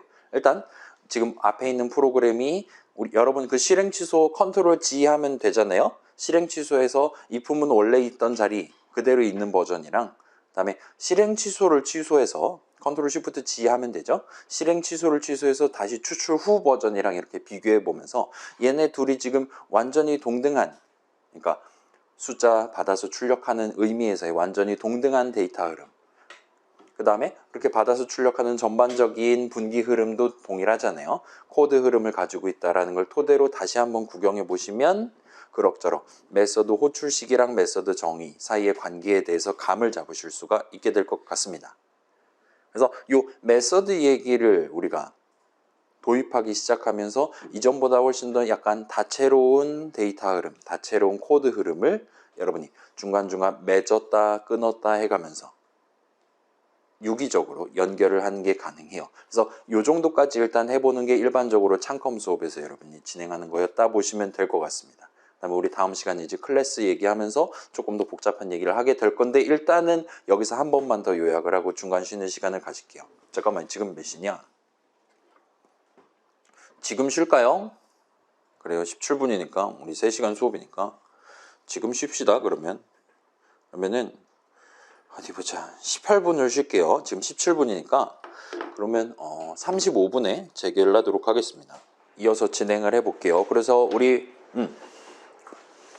아직까지는 우리가 간단한 코드들 위주로 적기는 했어요. 그래서 코드 자체는 되게 간단한데 이제 중간중간 그래요, 요 부분 이런 걸 적을 수가 있겠죠. 파이썬 동네에서 적었던 그거를 자바 동네로 가져오려면 이런 식으로 하실 수가 있어요와 같은 느낌으로 중간중간 뭐 다양한 얘기들을 하면서 결과적으로는 자동 완성 당해가면서 이런저런 코드를 지금 적어봤다 보시면 좋을 것 같아요. 그래서 지금 시점에는 뭐 다른 수업들도 마찬가지겠지만, 프로그래밍 다른 수업들도 마찬가지겠지만, 지금 요 프로젝트에 보이는 제 이클립스에다 제가 적어놓은 그 코드를 그대로 따라서 치는 거는 어쩌면 큰 의미가 없을 수도 있습니다. 지금 시점에 우리한테 중요한 건 우리가 지금 뭐를 하려고 했었는지, 그래서 그 목표를 달성하기 위해 일단 가장 먼저 뭐를 진행했는지, 그리고 그런 작은 목표 하나하나를 달성하기 위해 우리가 어떤 얘기들을 주고받았고, 그래서 결과적으로 어떤 짧은 한 줄을 적었었는지 와 같은 것들을 그때그때 같이 생각하고 실시간으로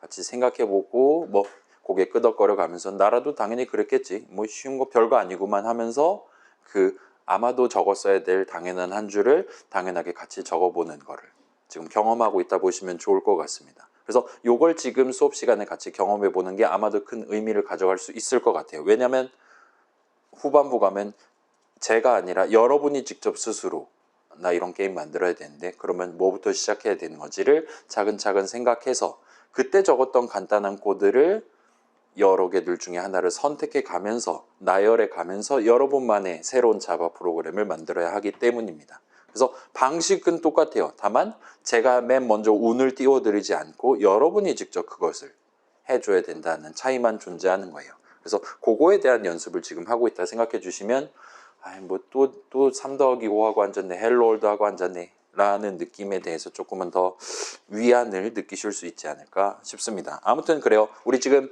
지난 시간에 데이터와 코드란 제목으로 스타트해서 지금 2주차까지 온 셈인데 두 가지 흐름을 얘기를 했었는데 그 두 흐름 관점에서 이 메서드랑 관련된 얘기를 살짝 섞어서 한 번 더 요약을 해볼 수가 있을 것 같습니다. 그래서 일단 데이터 흐름 관점이에요. 뭐 프로그램 실행하는 보통 의의가 데이터 흐름에 있다 그랬으니까요. 자, 그래서 일단 보통 일반적으로 메서드 정의 딱 적어 놓으면 그렇다고 해서 메서드 내용물을 뭐 항상 무조건 한 번 실행하고 그런 건 전혀 아니잖아요. 지금 메서드 정의 중괄호 안에 적어 놓은 내용물을 실행한다라는 건 어딘가에 적혀 있었던 메서드 호출식을 지금 계산하는 도중이라는 얘기가 됩니다.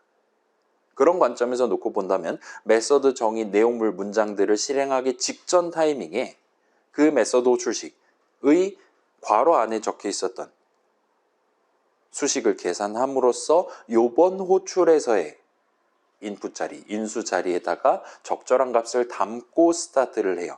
메서드를 내가 메서드라고 치면, 메서드 몸통이라고 치면 내 바깥에서 데이터를 일단 가져와서 내가 정한 인수 자리에 담아 놓고 스타트를 하는 겁니다. 아까 전에 봤듯이 내가 요 메서드라고 칩시다. 그러면 나는 지금 일단 가장 먼저 인풋 자리에 데이터를 담아놓고 스타트를 한다는 거예요. 지금 노란색으로 빛나고 있잖아요. 이 내용물을 실행하기 이전 타이밍에 이미 인풋에는 적절한 값이 담겨있는 상태로 스타트를 한다라고 지금 생각을 할 수 있다는 거예요. 그리고 내용물 문장들 여러 가지 지금 if문은 한 덩어리가 적혀 있고 그 아래에 return문이 적혀 있는데 아무튼 간에 자, return문은 하나만 적어야 되는 건 아니기는 합니다. 여기저기에 자유롭게 적을 수 있어요.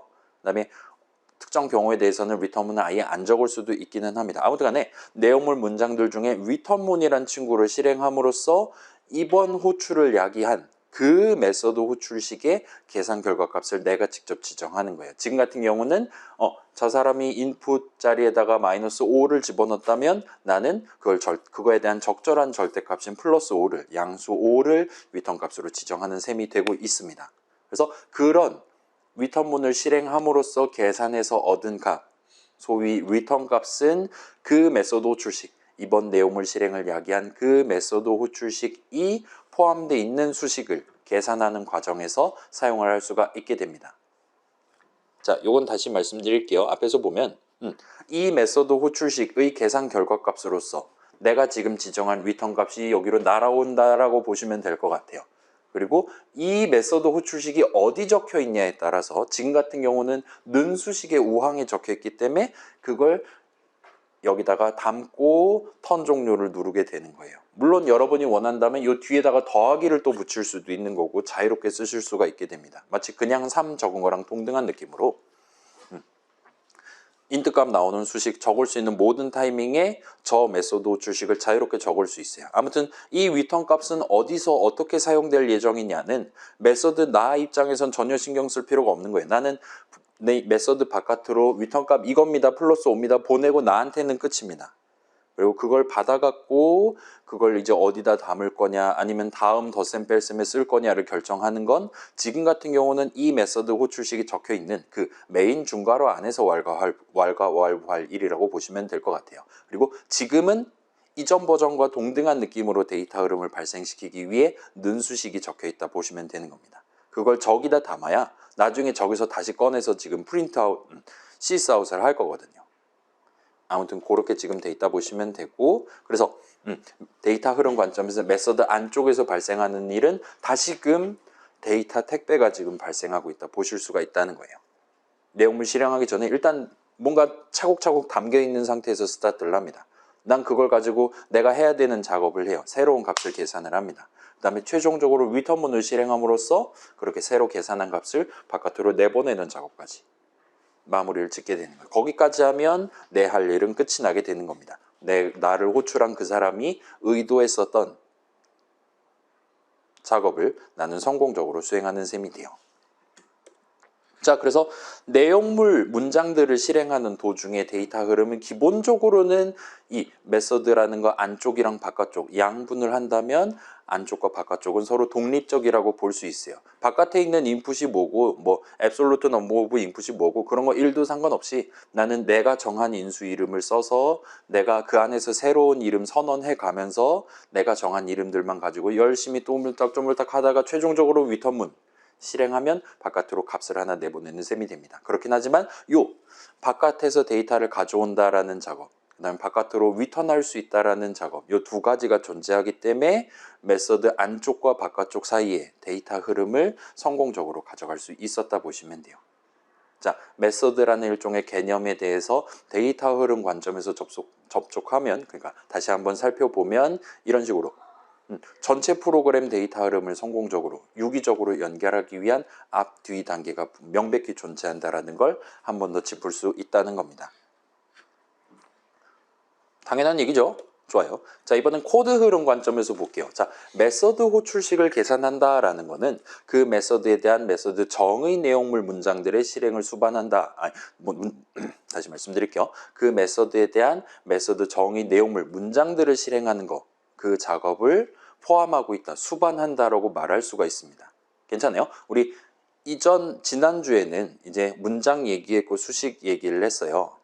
그래서 그때는 이제 수식을 적을 때는 여러분은 반드시 하나의 문장에 포함시켜야 된다라는 얘기를 했습니다. 예를 들면 if문 적을 때 그 if문의 괄호 안에 첫 줄 괄호 안에다가 여러분은 조건식이랍시고 수식을 적을 수 있어요. 그런 식으로 내가 뭔가 유효하게 수식을 적는다라면 반드시 여러분은 그 수식을 어떤 문장의 내용물로서 적게 됩니다. 하다못해 세미콜론 찍어서 수식문이라는 걸 만드는 것도 결국은 그 수식문의 수식으로서 내가 지금 적었다라고 말할 수가 있게 되는 거예요. 그 어떤 문장에도 포함되지 않는 수식이라는 개념은 존재하지 않습니다. 물론 양다리라든가 그런 것도 막혀 있고요. 그래서 그때까지만 놓고 봤을 때는 명백히 수식이라는 개념이 문장보다 작은, 범위가 작은 개념이다라고 얘기를 할 수가 있어요. 왜냐? 요 조그만 수식 주변에 괄호 쳐져 있고 앞에 if 붙어 있고 이렇게 커다랗게 한 덩어리를 문장이라고 부르고 있으니까요. 그렇기는 한데 여기서는 지금 그거에 반대되는 케이스가 지금 등장을 한 겁니다. 우리는 조그만 수식, get absolute number 괄호 열고 닫고라는 매우 조그만 메서드 호출식을 계산을 할 수가 있어요.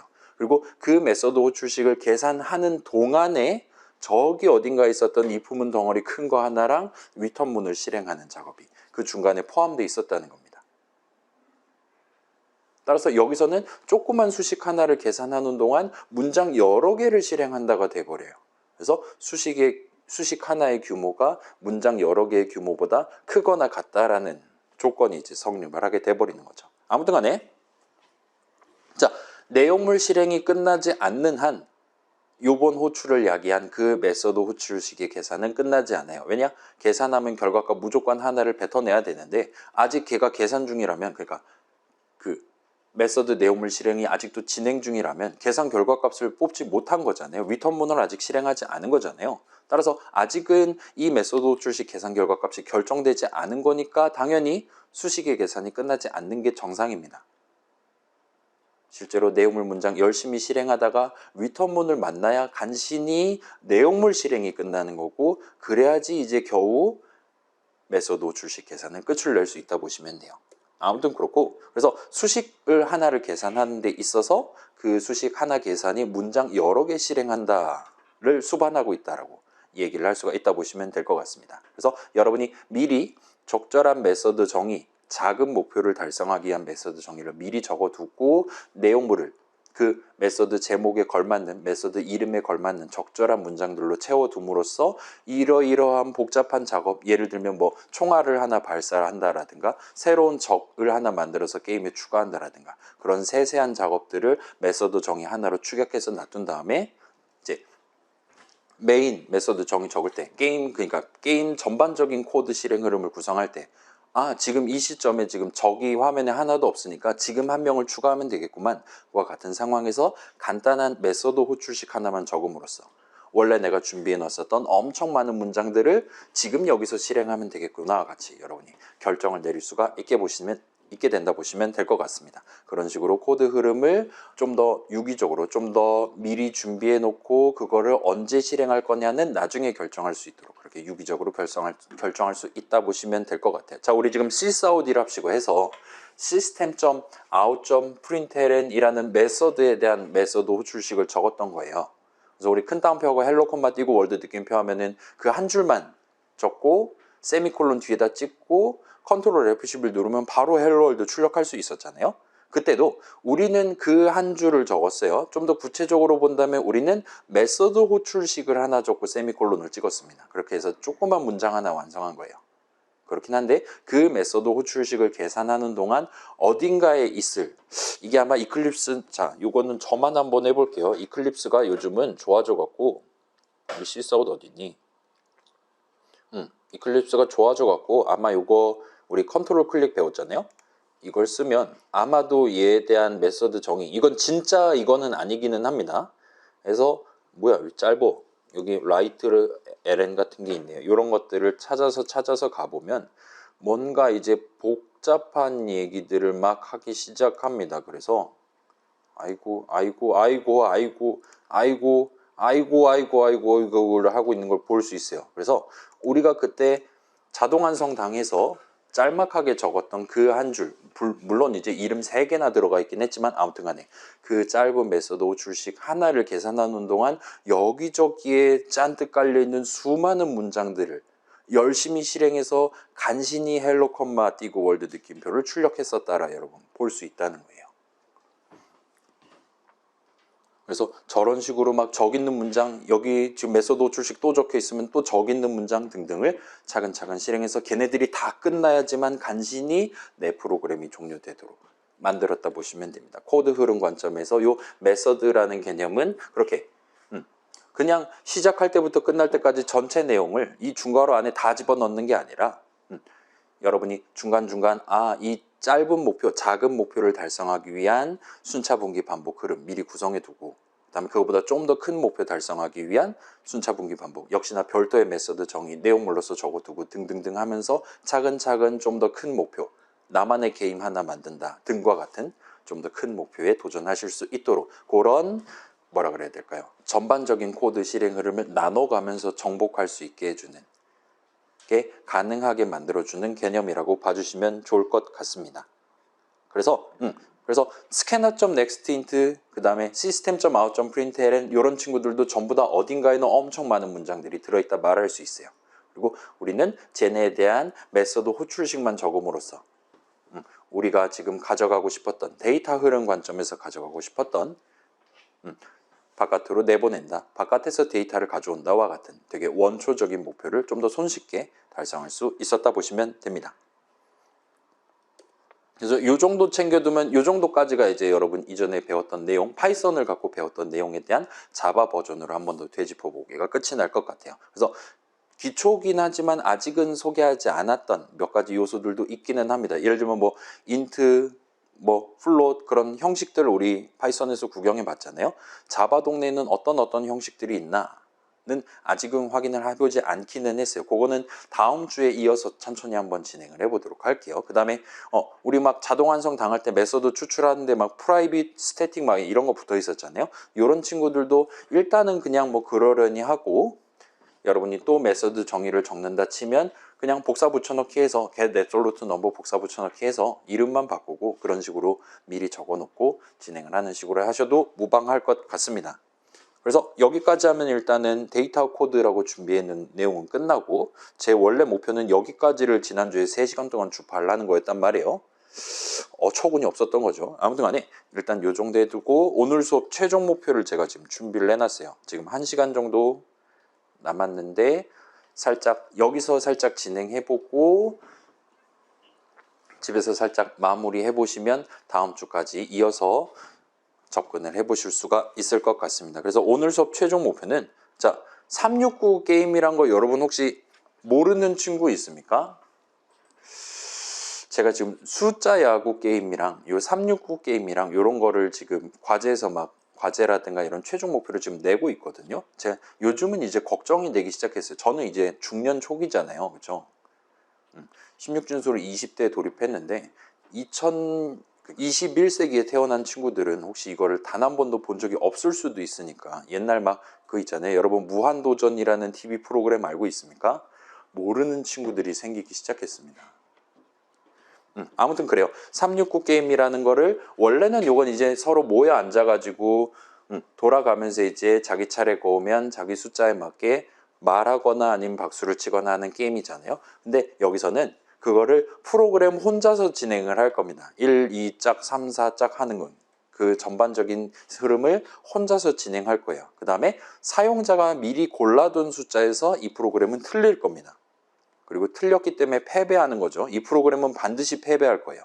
그래서 적절한 패배 메시지 출력하는 부분까지를 한번 같이 만들어 보려고 하고 있어요. 그래서 사실은 요 최종 목표는 우리 요 게임 프로 수업의 여명기 2019년도에는 요게 있었어요. 최종 목표로. 그러다가 대코로나 시즌에 잠깐 실전된 구전으로만 전파됐던 최종 목표를 요번에 부활을 시켜갖고 지금 다시 들고 왔다 보시면 될 것 같습니다. 그래서 일단 동네마다 룰이 조금씩 다를 수 있으니까 이 프로그램 전반적인 실행 흐름, 데이터 흐름을 살짝만 요약을 해두고 넘어갈게요. 자, 일단 컨트롤 F11 눌러서 프로그램 실행하면 가장 먼저 사용자한테 물어볼 거예요. 어떤 숫자에서 틀릴까요? 입력하세요. 와같이 물어보고, 사용자는 이제 1 이상 99 이하의 숫자를 골라주면 됩니다. 여러분이 사용자까지 해야 되니까 사용자가 일단 요 범위 안에 숫자를 입력한다 치고 그걸 일단 담아둔 채로 그 뒤에 내용, 본론에 해당하는 내용을 진행하면 돼요. 그래서 369 게임을 혼자 진행하시면 됩니다. 그래서 혹시나 모르는 친구들 있을 것 같아서 제가 요거 레이저 포인터 기능이 있다는 걸 깨달았습니다. 좋아요. 그래서 이번 차례 숫자가 1이면 화면에다가 한국말로 1이라고 말하면 돼요. 출력하면 됩니다. 그래서 이번 차례 숫자가 2면 2라고 말하면 되고 3이면 3이라고 말하면 안 되고 대신에 박수를 한 번 치면 됩니다. 역시나 박수도 짝이라고 출력을 해주면 돼요. 그 다음에 예를 들어 숫자가 21이다. 이때는 진짜로 21이라고 발음하는 느낌으로 출력을 해주시면 됩니다. 그래서 11 짝, 아니 짝이 아니지. 전 패배했어요. 12 짝, 14, 15 짝, 17, 18 짝, 그 다음에 20, 21, 22 이런 느낌으로 한국말로 출력을 해주면 돼요. 그 다음에 이제 30대가 되면, 그러니까 33, 36, 39는 369라는 숫자가 2번 들어가 있잖아요. 그때는 박수를 2번 쳐주시면 됩니다. 우리는 일단 99까지만 할 거예요. 대충 2자릿수만 할 거니까 그걸 감안해서 해주시면 돼요. 그래서 잘 진행하다가 아까 맨 처음에 입력받았던 그 숫자, 사용자가 정한 숫자 번째 차례가 되면 지금 이 게임에서 패배할 만한 적절한 메시지를 말해주시면 됩니다. 보통은 이제 박수를 치면 안 되는데 치거나 아니면 박수를 쳐야 되는데 대신 말을 하거나 해서 패배하게 될 것 같기는 합니다. 그 다음에 이렇게 혼자 진행하다가 아마도 패배를 하면서 이 게임은 끝날 거고, 따라서 프로그램이 패배했으므로 적절한 패배 메시지 출력하고 프로그램 실행을 끝을 내주시면 돼요. 마지막 문장은 시사웃으로 끝을 내주시면 되는 겁니다. 자, 그래서 진행 순서라고 해서 일단은 슬라이드를 3개를 준비를 해왔어요. 먼저 살짝 보여드릴게요. 이렇게 하시고, 이렇게 하시고, 이렇게 하시면 됩니다라고 적어놨는데 일단은 마지막 걸로 먼저 봅시다. 자, 조금 있다가 그러니까 저랑 같이 조금 천천히 약간 간단한 버전으로 해서 여기서 간략하게 보여드릴게요. 그거를 보고 여러분이 남은 부분을 완성해서 여러분만의 프로그램을 구성하셔도 좋습니다. 일단은 만약에 완성이 됐다면 뭐 이걸 굳이 검사를 받을 필요는 없겠죠. 본인이 원한다면 저한테 보여주시고 그렇지 않다면 나 오늘은 최종 목표 성공했어 라는 그 들뜬 마음을 가지고 우리 지금 LMS에다가 4주차 느낀 점 적는 곳 이래가지고 항목을 마련을 해놨어요. 아까 수업 시작할 때 살짝 말씀드렸는데 거기다가는 자 걔는 이제 느낀 점 적는 곳이니까 지금 과제랍시고 올라가 있긴 한데 배점은 없습니다. 안 적으셔도 되기는 해요. 아무튼 간에 여러분이 자유롭게 오늘 수업 진행하면서 또는 뭐 이번 한 주 살면서 힘들었던 점이라든가 그런 거 자유롭게 적어두고 다음 주로 넘어갈 수 있도록 칸을 마련을 해놨어요. 그래서 걔의 목표 자체는 이제 16주차 딱 접어들어서 이제 점수가 나오기만을 기다리고 있는 기말고사 다 치고 프로젝트 제출 다 한 미래의 내가 우리 게임 프로 수업 이랬었지 어땠을까? 과거에 나는 무슨 생각이었을까? 하면서 여러분이 4주차 느낀 점 적어놓은 거를 다시 한번 열어봤을 때 저때 나는 이랬었지 하면서 뭔가 뿌듯한 마음을 가져가실 수 있도록 그렇게 한 주 한 주 일기 형식으로 남겨두는 느낌으로 칸을 마련해 둔다 보시면 될 것 같습니다. 그래서 그 친구에다가 최종 목표 달성하고 나서 살짝 일기를 적어두고 넘어가시면 될 것 같아요. 그래서 느낀 점이라서 배점은 없고 근데 치사하게도 기한을 정해놨습니다. 다음 주 금요일 밤까지로 해놨어요. 그래서 가급적이면 오늘 제시되는 최종 목표를 유튜브 영상 같은 거 집에서 보는 한이 있더라도 집에서 이번 주 안에 살짝 해보시고 그러니까 다음 주 금요일 오기 전에 살짝 해보시고 다음 주 수업에 참여를 하시는 걸 추천드릴게요. 그래서 느낀 점 뭐 늦게 내도 상관없는데 어차피 배점은 0점이니까 근데 걔 막 안 내면 막 빨간색으로 당신 미제출입니다 이런 식으로 되게 불길하게 메시지 보여주잖아요. 내도 지각 제출입니다라고 빨간색으로 뜨고 그러잖아요. 그런 거 별로 기분 안 좋다라면 기한에 맞춰서 다음 주 오기 전까지 진행해 보시고 느낀 점 적어 보시면 좋을 것 같습니다. 일단 이게 마지막 슬라이드고 그럼 다시 돌아올게요. 자, 지금 이 친구는 지금 여러분이 도전하기에는 어쩌면은 조금 번잡하다든가 어렵다든가 그렇게 느껴질 수도 있기는 합니다. 일단은 먼저 말씀드릴게요. 전체 프로그램의 코드 실행 흐름을 이제 우리 보통 메인이라는 메서드에 대한 메서드 정의 중괄호 안에다 적는 전체 게임을 진행하기 위한 흐름이란 그다음에 지금 내가 이번에 숫자 4에 해당하는 차례야 할 때 그 숫자 인트값 4를 들고 최종적으로 한국말로 4라고 출력하는 그 부분 특정 숫자에 대해 알맞는 메시지를 출력하기 위한 흐름으로 두 개를 나눠서 한번 생각을 해보시면 좋을 것 같아요. 그래서 지금은 전자가 더 쉬울 겁니다. 전체 게임 진행하기 위한 흐름은 뭐 적당히 분기 반복만 있어도 성공적으로 할 수 있을 거예요. 그 다음에 시스아웃 한 다음에 스캐너 하나 붙여갖고 입력받고 등등만 하면 달성하실 수 있을 거예요. 지금 숫자를 갖고 한국말을 하는 부분이 가장 난점입니다. 걔만 따로 빼서 별도의 메서드에 대한 메서드 정의로 옮겨놓고 따로 푼다고 생각해 주시면 될 것 같아요. 그래서 우선은 메인 정의 중괄호 안에 전반적인 게임 흐름에 대한 적절한 문장들, 선언들 적어가면서 구성을 해보세요. 그리고 그래서 아마도 while문 같은 거 적게 되겠죠. 그래서 while 한 다음에 뭐 예를 들어 넘버는 1부터 사용자가 고른 숫자까지 이런 식으로 반복 흐름을 짤 거란 말입니다. 그러면 이제 넘버 번째 숫자를 말한다. 에 해당하는 코드를 실행해야 되는 그 타이밍에 거기다가는 메서드 호출식 say라는 메서드에 대한 메서드 호출식을 간략하게만 적고 괄호 안에 예를 들면 넘버 괄호 닫고만 해두고 세미콜론 찍어서 수식문 완성해두고 걔는 일단 그 상태로 놔둔 상태로 다른 부분을 먼저 한번 작성해 보세요. 자, 아직은 여러분이 say라는 메서드에 대한 메서드 정의를 안 적었기 때문에 분명히 빨간색으로 오류가 뜰 겁니다. 밑줄을 쳐줄 거예요. 그렇긴 한데 무시하고 일단 다른 부분을 먼저 한번 구성을 해보세요. 그 다음에 지금 내 손에 숫자 3이 있을 때 난 한국말로 뭘 말해야 되냐 결정해서 결과적으로 화면에 출력하는 그런 작업을 수행하기 위한 저 say라는 메서드에 대한 메서드 정의를 자동 완성을 당하는 게 가능합니다. 우리 아직 뭐 프라이빗이니 뭐 그런 거 복잡하잖아요. 그런 거 우리가 적는 대신에 지금 빨간 줄 쳐져 있을 메소드 호출식, say 괄호 열고 닫고 메소드 호출식에다가 커서를 갖다 대고 컨트롤 1 단축키를 누르시면 요거는 지금 제가 미리 보여드릴게요. 이거는 간단한 예시로 먼저 보여드릴게요. 어떻게 하면 되냐면 자, 요건 여러분 안 치셔도 됩니다. 그냥 예시니까요. 예를 들어서 뭐 add 3,5 인수는 하나만 할게요. 뭐 print라는 이름 그냥 생으로 정해가지고 이런 식으로 메서드 호출식이라고 치고 적으면 아직은 print라는 이름에 대한 메서드 정의가 없어요. 그렇기 때문에 빨간 줄을 쳐줍니다. 그 다음에 왼쪽 보면 이전에 우리가 본 마커는 그냥 X 빨간색 네모로 X라고만 적혀 있는데 왼쪽 보시면 전구 마크가 있는 걸 볼 수 있어요. 이거 지금 일단 오류는 맞는데 전구 마크가 적혀 있는 걸 봐서는 이클립스가 이거 지금 오류를 해결할 수 있는 방법을 제가 알고 있습니다. 도와드릴까요? 와 같은 느낌으로 전구 마크를 보여줄 겁니다. 자, 여러분 지금 최종 목표 할 때는 say 호출식의 그 say라는 메소드 이름에 이런 식으로 전구 마크를 붙여줄 거예요. 그러면 여기다 커서를 갖다 대고 컨트롤 1, 윈도우 기준으로 컨트롤 1을 누르면 이런 식으로 제가 이 메소드에 대한 메소드 정의를 대신 적어드리겠습니다.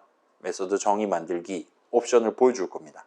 그 다음에 맥 쓰는 친구들은 이게 아마 단축키가 있을 수도 있고 없을 수도 있는데 일단은 방금 전 본 그 이클립스가 이렇게 도와드릴까요? 라고 뜨는 거를 요 왼쪽에 있는 전구 마크를 클릭을 하셔도 동등하게 보실 수가 있어요. 아무튼 그래서 요 메소드 정의 만들어줘 엔터 치면 아래에 이렇게 아까 그 get absolute number랑 비슷한 느낌으로 새로운 메소드, print에 대한 메소드 정의를 적어줍니다. 그 다음에 우리가 괄호 안에 3 같은 거 적어놨단 말이에요. 그런 거 보고 알아서 인수 하나 받으면 되는 거구나. 지금 3 적혀 있는 걸 봐선 인트값 받고 싶은가 보구나. 우와 같이 다른 부분들도 적당히 적어줍니다. 그래서 이 안에다가 예를 들면 i라는 이름에 지금 내가 말해야 되는 이번 차례에 해당하는 숫자가 담겨 있을 때 적절한 한국말 메시지를 최종적으로 출력하는 그런 코드를 적어주시면 돼요. 우와 같이 진행하면 이제 전체 코드 실행 흐름 플러스 그래서 한 단계 한 단계 게임을 진행하는 부분 그러니까 말하는 부분 두 가지를 다 완성을 하실 수 있을 거예요. 그래서 요 진행 순서 부분은 일단은 뭐 그런 식으로 나중에 자동 완성으로 쉽게 풀 수 있으니까 지금은 일단 첫 번째 걸 먼저 해봅시다. 일단 자바 프로젝트 먼저 만들고 진행하시는 걸 추천드릴게요. 자, 일단 주석을 제가 미리 적당히 한번 적어봤어요. 일단은 지금 그나마 상대적으로 쉬운 부분 전체 프로그램 전반적인 코드 실행 흐름 구성하는 거는 대충 이런 순서대로 아까 그 슬라이드에 있는 거 복붙해왔다 보시면 될 것 같아요. 그래서 어느 숫자에서 틀릴지 입력받고 게임 진행하고 요번 숫자 말하고 틀릴 만한 메시지 말하고 적절한 패배 메시지 출력 뭐 이런 순서가 될 것 같아요. 그래서 일단은 문장들을 적기 전에 일단 한번 고민을 해봅시다. 일단은 이 프로그램은 숫자를 일단 사용자가 정하는 숫자 언제 틀릴 것인지 몇 번에서 틀릴 것인지가 필요하고 그 다음에 요번에 내가 1 말해야 되냐 2 말해야 되냐 등등을 다뤄야 될 것 같아요. 일단 전반적인 프로그램 실행 흐름상으로는 그렇습니다. 그 다음에 이제 스캐너 하나를 도입을 해야 될 거고요. 그걸 감안해서 선언을 일단 먼저 적어 봅시다. 그래서 int 뭐 이번에 말해야 되는 숫자를 그냥 넘버라고 적을 수 있겠죠. 자, 여러분도 이미 아마 선언 적었을 테니까 저희가 지금 느리게 따라가고 있다 보시면 될 것 같아요. 그 다음에 틀려야 하는 숫자 number to make mistake 대충 이런 느낌으로 정해두도록 하겠습니다. 그 다음에 여기서는 이제 입력 받아야 되니까 스캐너를 도입해야 되는 거고 스캐너는 new 컨트롤 스페이스 엔터 치고 system.in 하면 되는 거죠. 마지막 세미콜론 찍어서 선언을 완성해 주면 되는 거죠. 그 다음에 그래서 틀릴지 입력받아서 그거를 number to make mistake에다 담으면 될 것 같습니다. 그래서 ntm 정도까지 적고 컨트롤 스페이스 하면 저 이름 자동 완성 당할 수 있고 여기다가 담을 건데 뭘 담을 거냐 사용자가 이번에 고른 int 형식 값 하나를 숫자 하나를 담아주면 될 것 같아요. 그 다음에 스캐너 다 썼으니까 닫아버리면 깔끔하게 끝날 것 같습니다. 그럼 지금 데이터 준비돼 있고 그 다음에 스캐너 만들어 갖고 일단은 number to make mistake 라는 데이터를 프로그램 바깥에서 입력을 받은 거죠. 그 다음에 이제 게임을 진행하기 위한 코드 여기는 이제 어디서 틀려야 될지를 모르기 때문에 우리는 여기다가 반복 흐름을 일단 넣어야 될 것 같아요. 그래서 처음에는 우리가 1부터 스타트를 할 것이고, 그죠? 그러니까 1을 담아놓고 스타트를 할 것이고, 그 다음 Y란 다음에 엔터 치면, 아니 잠깐만, 세 번째 거 골라야지. 한 다음에 세 번째 거 고르고 엔터 치면 이제 넘버가, 지금 말해야 되는 숫자가 넘버 2 make mistake, 틀려야 되는 숫자보다 작은 동안, 자, 이거는 여러분 자유인데 마지막에 결국은 틀릴 거란 말이에요. 이 프로그램은 그 틀리는 걸 while문 안에서 처리할 건지 아니면 while문의 다음 문장에서 처리할 건지를 여러분이 선택할 수 있습니다. 일단 확실한 건 마지막에 틀릴 거예요. 그렇기 때문에 그 마지막 한 바퀴를 while문 마지막 반복 안에서 커버할 거냐, 아니면 while문 안에서는 맞는 정답에 해당하는 것만 말하다가 맨 마지막에 틀린 걸 말할 거냐는 여러분의 선택입니다. 저는 그나마 쉬운 후자를 골라보도록 할게요. 그래서 2번 숫자 말하기는 일단은 여기서 say라는 메소드에 대한 메소드 호출식으로 구성을 할 수 있을 것 같아요. 이렇게 일단 해두고 대문자 S로 하면 좋을 것 같아요. 그 다음에 방금 1이라고 말했다면 다음번에 2라고 말해야 되니까 넘버는 넘버 더하기 1, 그렇게 한 땀 한 땀 진행할 수 있도록 이런 반복 흐름을 구성할 수 있을 겁니다. 그러면 이제 사용자가 이제 예를 들어 4에서 틀려야 된다, 4하고 엔터 쳤다면 1 말하고 2 말하고 3 말하고 그 다음에 넘버가 4가 되면서 이 while문 실행이 끝나요. 그럼 나는 이제 4번째 차례가 된 거니까 적절한 시스아웃 해가지고 뭐 틀릴 만한 적절한 메시지 말하면 되는 거죠. 뭐였지? 같은 걸 말하면서 어눌하게 틀려보도록 하겠습니다.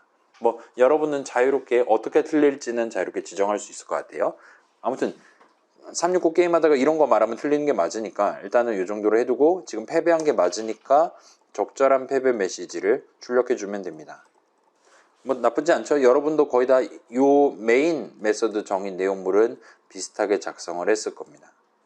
그래서 지금 전반적인 실행 흐름, 그 슬라이드에 적혀 있었던 .pdf 파일에 적혀 있는 내용 그대로니까 뭐 새로운 거는 지금 별로 없어 보여요. 그러면 이제 여러분 요 say라는 이름 마우스 갖다 대고 컨트롤 1 눌러서 이런 식으로 자동 완성을 당할 수가 있었죠. 메서드 정의 자동 완성을 당할 수가 있었고, 이제 좀 더 작은 범위이긴 한데 좀 더 어려운 문제를 이제 슬슬 해결할 수가 있을 겁니다. 자, 그래서 생각해보면 잠깐만 슬라이드로 돌아가 볼게요. 좀 보면 어디냐? 일단 1에서 99 사이만 우리는 신경 쓰기로 했어요. 그렇기 때문에 지금 인수에 담겨 있는 값은 최대 2자릿수입니다. 그렇다 보니까 이제 10의 자릿수가 얼마냐, 1 자릿수가 얼마냐, 그 두 개를 따로따로 보면 그나마 쉽게 문제를 해결할 수 있을 것 같아요. 예를 들어 41일 때도 1 자릿수가 1이다 그러면 그냥 1 한 글자만 출력하면 돼요. 근데 41이면 앞에다 40을 출력하고 이어서 1이라고 출력하면 되고, 50이 적혀 있었다면 5가 적혀 있었다면 50 한 다음에 1이라고 출력하면 되는 등등등의 상황입니다. 그 다음에 박수를 칠 거냐 치지 않을 거냐에 대해서도 우리가 따로 계산을 해주면 될 것 같아요. 아쉽지만 우리 그 퍼센트 연산자를 써서 3으로 나눈 나머지를 구한다든가 하면 걔는 사실은 369 게임이랑은 별로 연관없는 3의 배수냐를 물어보는 게 돼버리기 때문에 그 친구는 못 쓰고 대신에 각각의 자릿수가 3이냐 6이냐 9냐를 각각 따로 계산해서 박수를 0번 쳐야 되냐 1번 쳐야 되냐 2번 쳐야 되냐를 계산을 해볼 필요가 생길 것 같습니다. 그래서 박수를 쳐야 된다면 치고 그렇지 않다면 한국말을 하면 되는 거예요. 그런 느낌의 분기 흐름을 구성을 할 수가 있을 겁니다. 그래서 그걸 바탕으로 한번 도전을 해볼게요. 그래요. 요걸 먼저 한번 구경을 해봅시다. 제가 여기다 적어놨던 힌트는, 그래서 출력은 일단 한국말로 해야 됩니다. 그냥 1 한 글자 출력하고 그러면 안 되고 한국말로 출력해야 되고, 사용자는 이렇게 1 이상 99 이하의 숫자를 고를 거기 때문에 우리는 지금 인수에 담겨있는 값을 10으로 나눈 몫이랑 나머지 를 각각 계산함으로써 현재 숫자의 10자릿수가 얼마냐, 1자릿수가 얼마냐를 따로 분리를 해서 볼 수가 있어요. 이렇게 분리를 해서 각각 3이냐, 6이냐, 9냐 해서 박수 몇 번 칠 거냐 정하고, 그래서 지금 10자릿수가 0이면 10이라는 말을 안 해도 되는 거죠. 그냥 바로 1자릿수만 말해버리면 되는 거죠. 그렇지 않고 10자릿수가 1 또는 그 이상이라면 우리는 10 또는 20 또는 30 또는 등등등을 말하면 됩니다. 얘는 지금 우리가 알고 있는 선에서는 일단은 if문으로 커버할 수 있을 것 같아요. if문들의 나열로. 그래서 10자릿수가 1이냐? 그러면 10이라고 출력한다. 20이라고 출력한다와 같이 만드는 게 가능할 것 같습니다. 그래서 복사 붙여넣기를 쓰면 그럭저럭 해결을 해볼 수가 있을 것 같아요. 1자릿수도 비슷한 느낌이죠. 1자릿수가 0이면 아무 말도 안 해도 될 겁니다. 그럼 10자릿수가 1, 2, 3, 4, 5, 6, 7, 8, 9라는 얘기니까 40까지만 말하고 1자릿수는 생략하고 그대로 그냥 말해버리면 되는 거예요. 그렇지 않다라면 1, 2, 4, 5, 7, 8 같은 느낌으로 그 자릿수를 마지막으로 말하도록 구성하면 돼요. 이렇게 무슨 말을 할 거냐, 한국말 뭐 말할 거냐 정한 다음에 최종적으로 출력을 해주면 되겠죠. 그래서 여기서는 일단은 우리가 배운 내용들만 갖고 해볼게요. 따라서 우리는 일단은 엄청나게 많은 if문을 도입을 해야 될 것 같습니다. 자, 지금 여기선 복잡하게 얘기했는데 1에서부터 99 사이잖아요. 여러분이 지금 인수값이 1이냐? 그러면 이렇게 말한다. 2냐? 그러면 이렇게 말한다. if문 99개를 적으면 이 목표 해결할 수 있습니다. 경우의 수가 99고 모든 경우의 수에 대해서 각각 if문을 따로 적으면 얼마든지 해결할 수 있어요. 다만 그걸 아마도 여러분은 지금 희망하지 않을 거란 말이에요. if문을 99개보다 적게 쓰면서도 동등하게 달성을 하고 싶은 마음에 지금 되게 고뇌를 하고 있었을 겁니다. 그래서 어느 정도는 줄이는 방법을 지금 살짝 소개를 해드릴게요. 더 줄일 수 있는 방법은 물론 무궁무진하지만 여기서는 일단 우리가 지금 수업에서 등장한 것들만 조합해서 조금만 줄여보고 넘어가도록 하겠습니다. 그래서 한번 해봅시다. 일단은 우리는 역시나 다시 한번 선언을 적으면서 스타트를 해보도록 할게요. 여기선 지금 일단은 인수로 받은 저 숫자를 10자릿수랑 1자릿수로 구분을 해서 분리를 해서 다루고 싶어요. 그 다음에 또 중요한 게 박수를 0번 쳐야 되냐 등등등을 재고 싶어요. 그런 것들을 감안해서 int 10자리, int 1자리, 그 다음에 마지막으로 뭐 number of claps, 박수 몇 번 쳐야 되냐 이런 식으로 이름 3개를 미리 정해놓고 스타트 하면 그럭저럭 편하게 할 수 있을 것 같습니다. 여러분 정한 이름 있으면 그거 쓰시면 되는 거예요. 그래서 10자리는 지금 인수로 받은 i 값을 10으로 나눈 몫을 담아주면 돼요. 파이썬이랑 다르게 이렇게 나눗셈 하면 몫이 튀어나왔었죠. 그 다음에 1자리는 1i% 10을 해주면 돼요. 10으로 나눈 나머지 니까 1자릿수가 정상적으로 튀어나올 겁니다. 그 다음에 number of claps를 계산하기 위해 이제 저 10자리랑 1자리를 털어야 됩니다. 그래서 여기는 주석을 일단 쳐볼게요. 박수 몇 번 쳐야 하나 계산해서 number of claps의 담도로 구성하면 돼요. 그래서 박수를 몇 번 쳐야 되냐? 일단은 10자릿수랑 1자릿수 둘 다 3이나 6이나 9가 다 아니라면 박수를 0번 치면 돼요. 그렇지 않다면 3, 6, 9가 적혀있는 횟수만큼 박수를 쳐야만 합니다. 따라서 일단은 먼저 0을 담아놓고 그 다음에 10자리가 조건을 만족하면 박수를 한 번 친다. 한 번 더 친다. 1자리 만족하면 박수를 한 번 더 친다. if문 2개로 0 또는 1 또는 2라는 정확한 숫자를 계산할 수 있을 것 같아요. 그래서 if문 자동 완성해서 만약에 10자리가 3이면 그래서 요거 이제 복붙해서 6이면 9면 할 수도 있는데 여러분 그 파이썬에서 5어 연산자 써본 적 있죠? 조건식 적을 때. 그죠? 그래서 자바 동네에서는 그거를 적기 위해서 여러분 그 엔터키 주변에 원 기호 있잖아요. 키보드로. 그거를 Shift 키를 누른 상태에서 하면 이렇게 바를 적을 수가 있습니다. 이 바를 2번 적으시면 그 파이썬의 5어 연산자랑 동등한 느낌의 좌항 또는 우항이 참이면 전체가 참인 그걸 적으실 수가 있어요. 그래서 10자리가 3이거나 또는 10자리가 6이거나 또는 10자리가 9면 그러면 10의 자리에 대해서 우리가 박수를 한번 쳐야 되니까는 요거 더하기 1을 해줄 수가 있어요. 세미콜론 찍어서 문장을 완성할 수 있을 겁니다.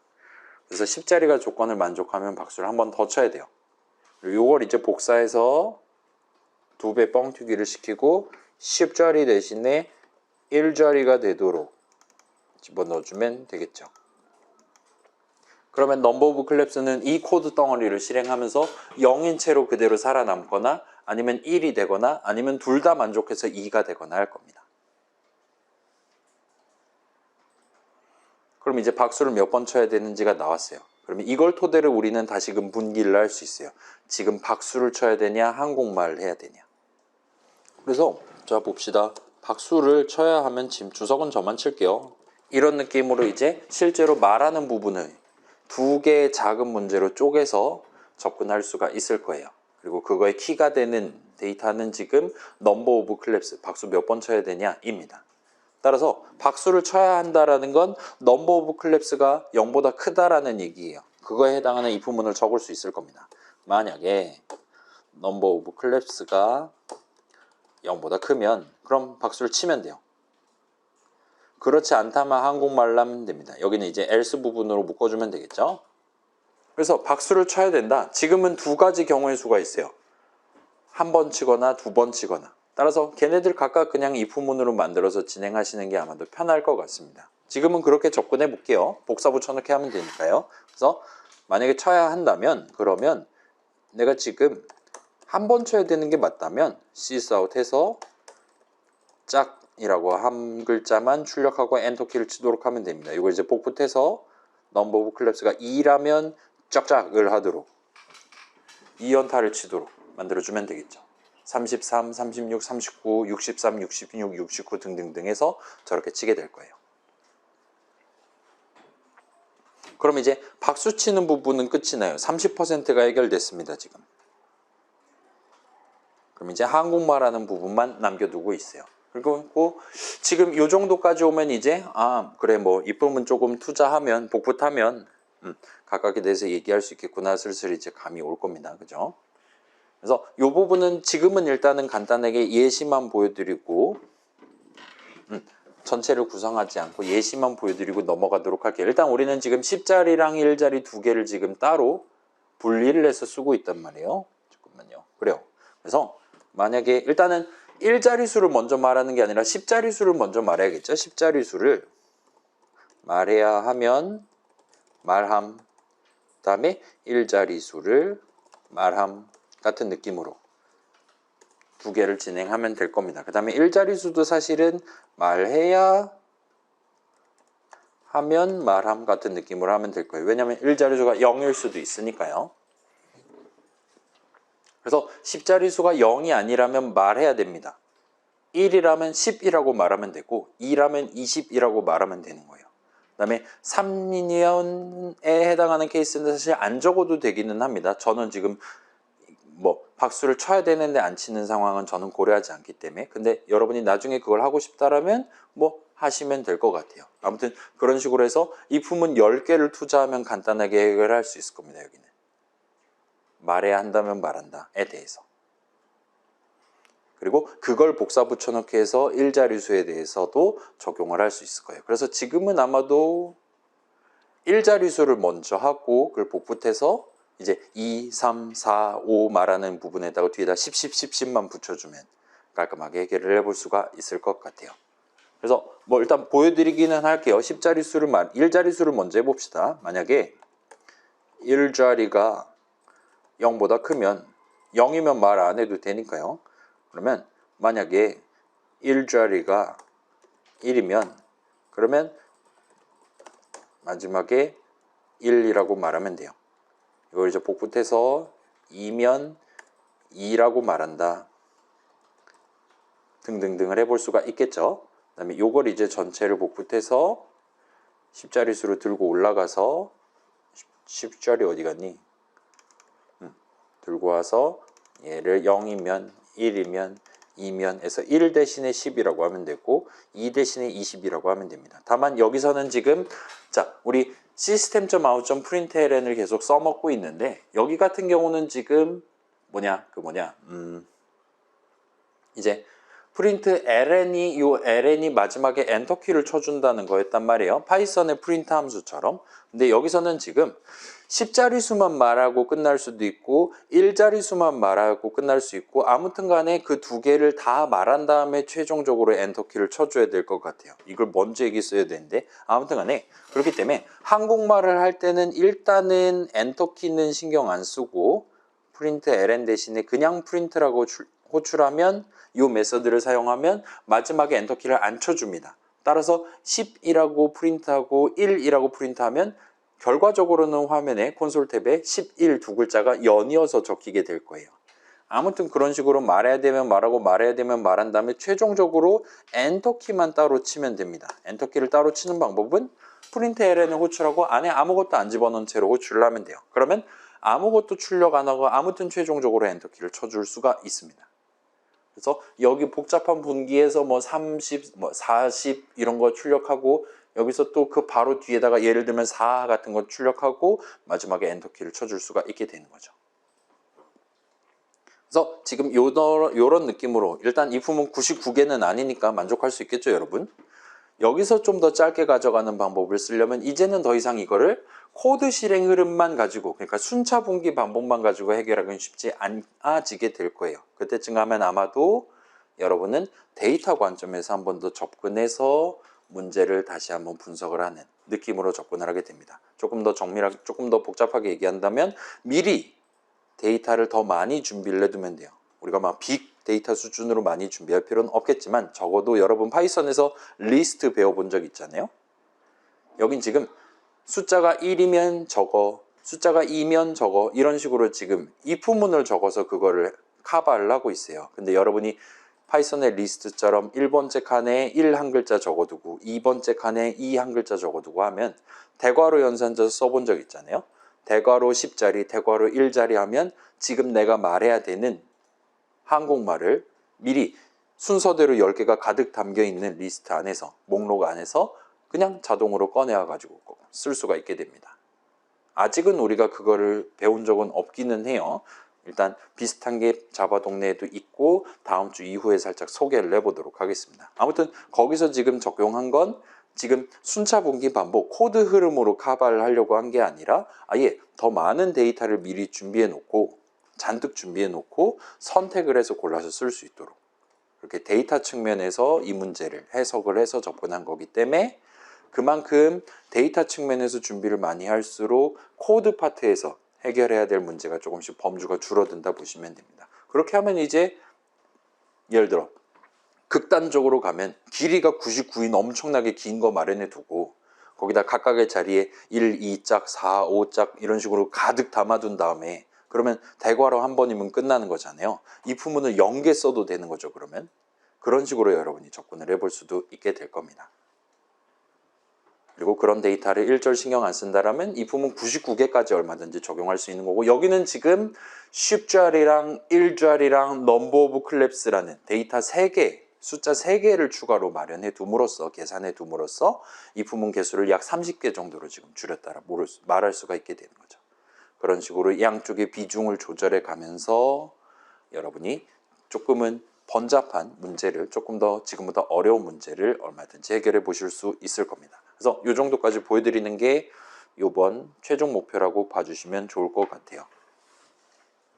자, 그래서 지금 41분인데 일단 이 정도까지 보여드리고 이제 여러분만의 전략을 어떻게 적용할까는 집에서 한번 해보셔도 좋을 것 같아요. 일단 수업은 이 정도로 해둘게요. 그 다음에 지금 당장 나 오늘 파이썬의 리스트 자바로 써보아야지 나 집에 가서 발 뻗고 잘 수 있을 것 같은데 하면 저한테 물어보시면 미리 알려드리도록 하겠습니다. 일단 그렇게 궁금한 거 있으면 자유롭게 물어보시고 일단은 수업은 여기까지 하도록 할게요.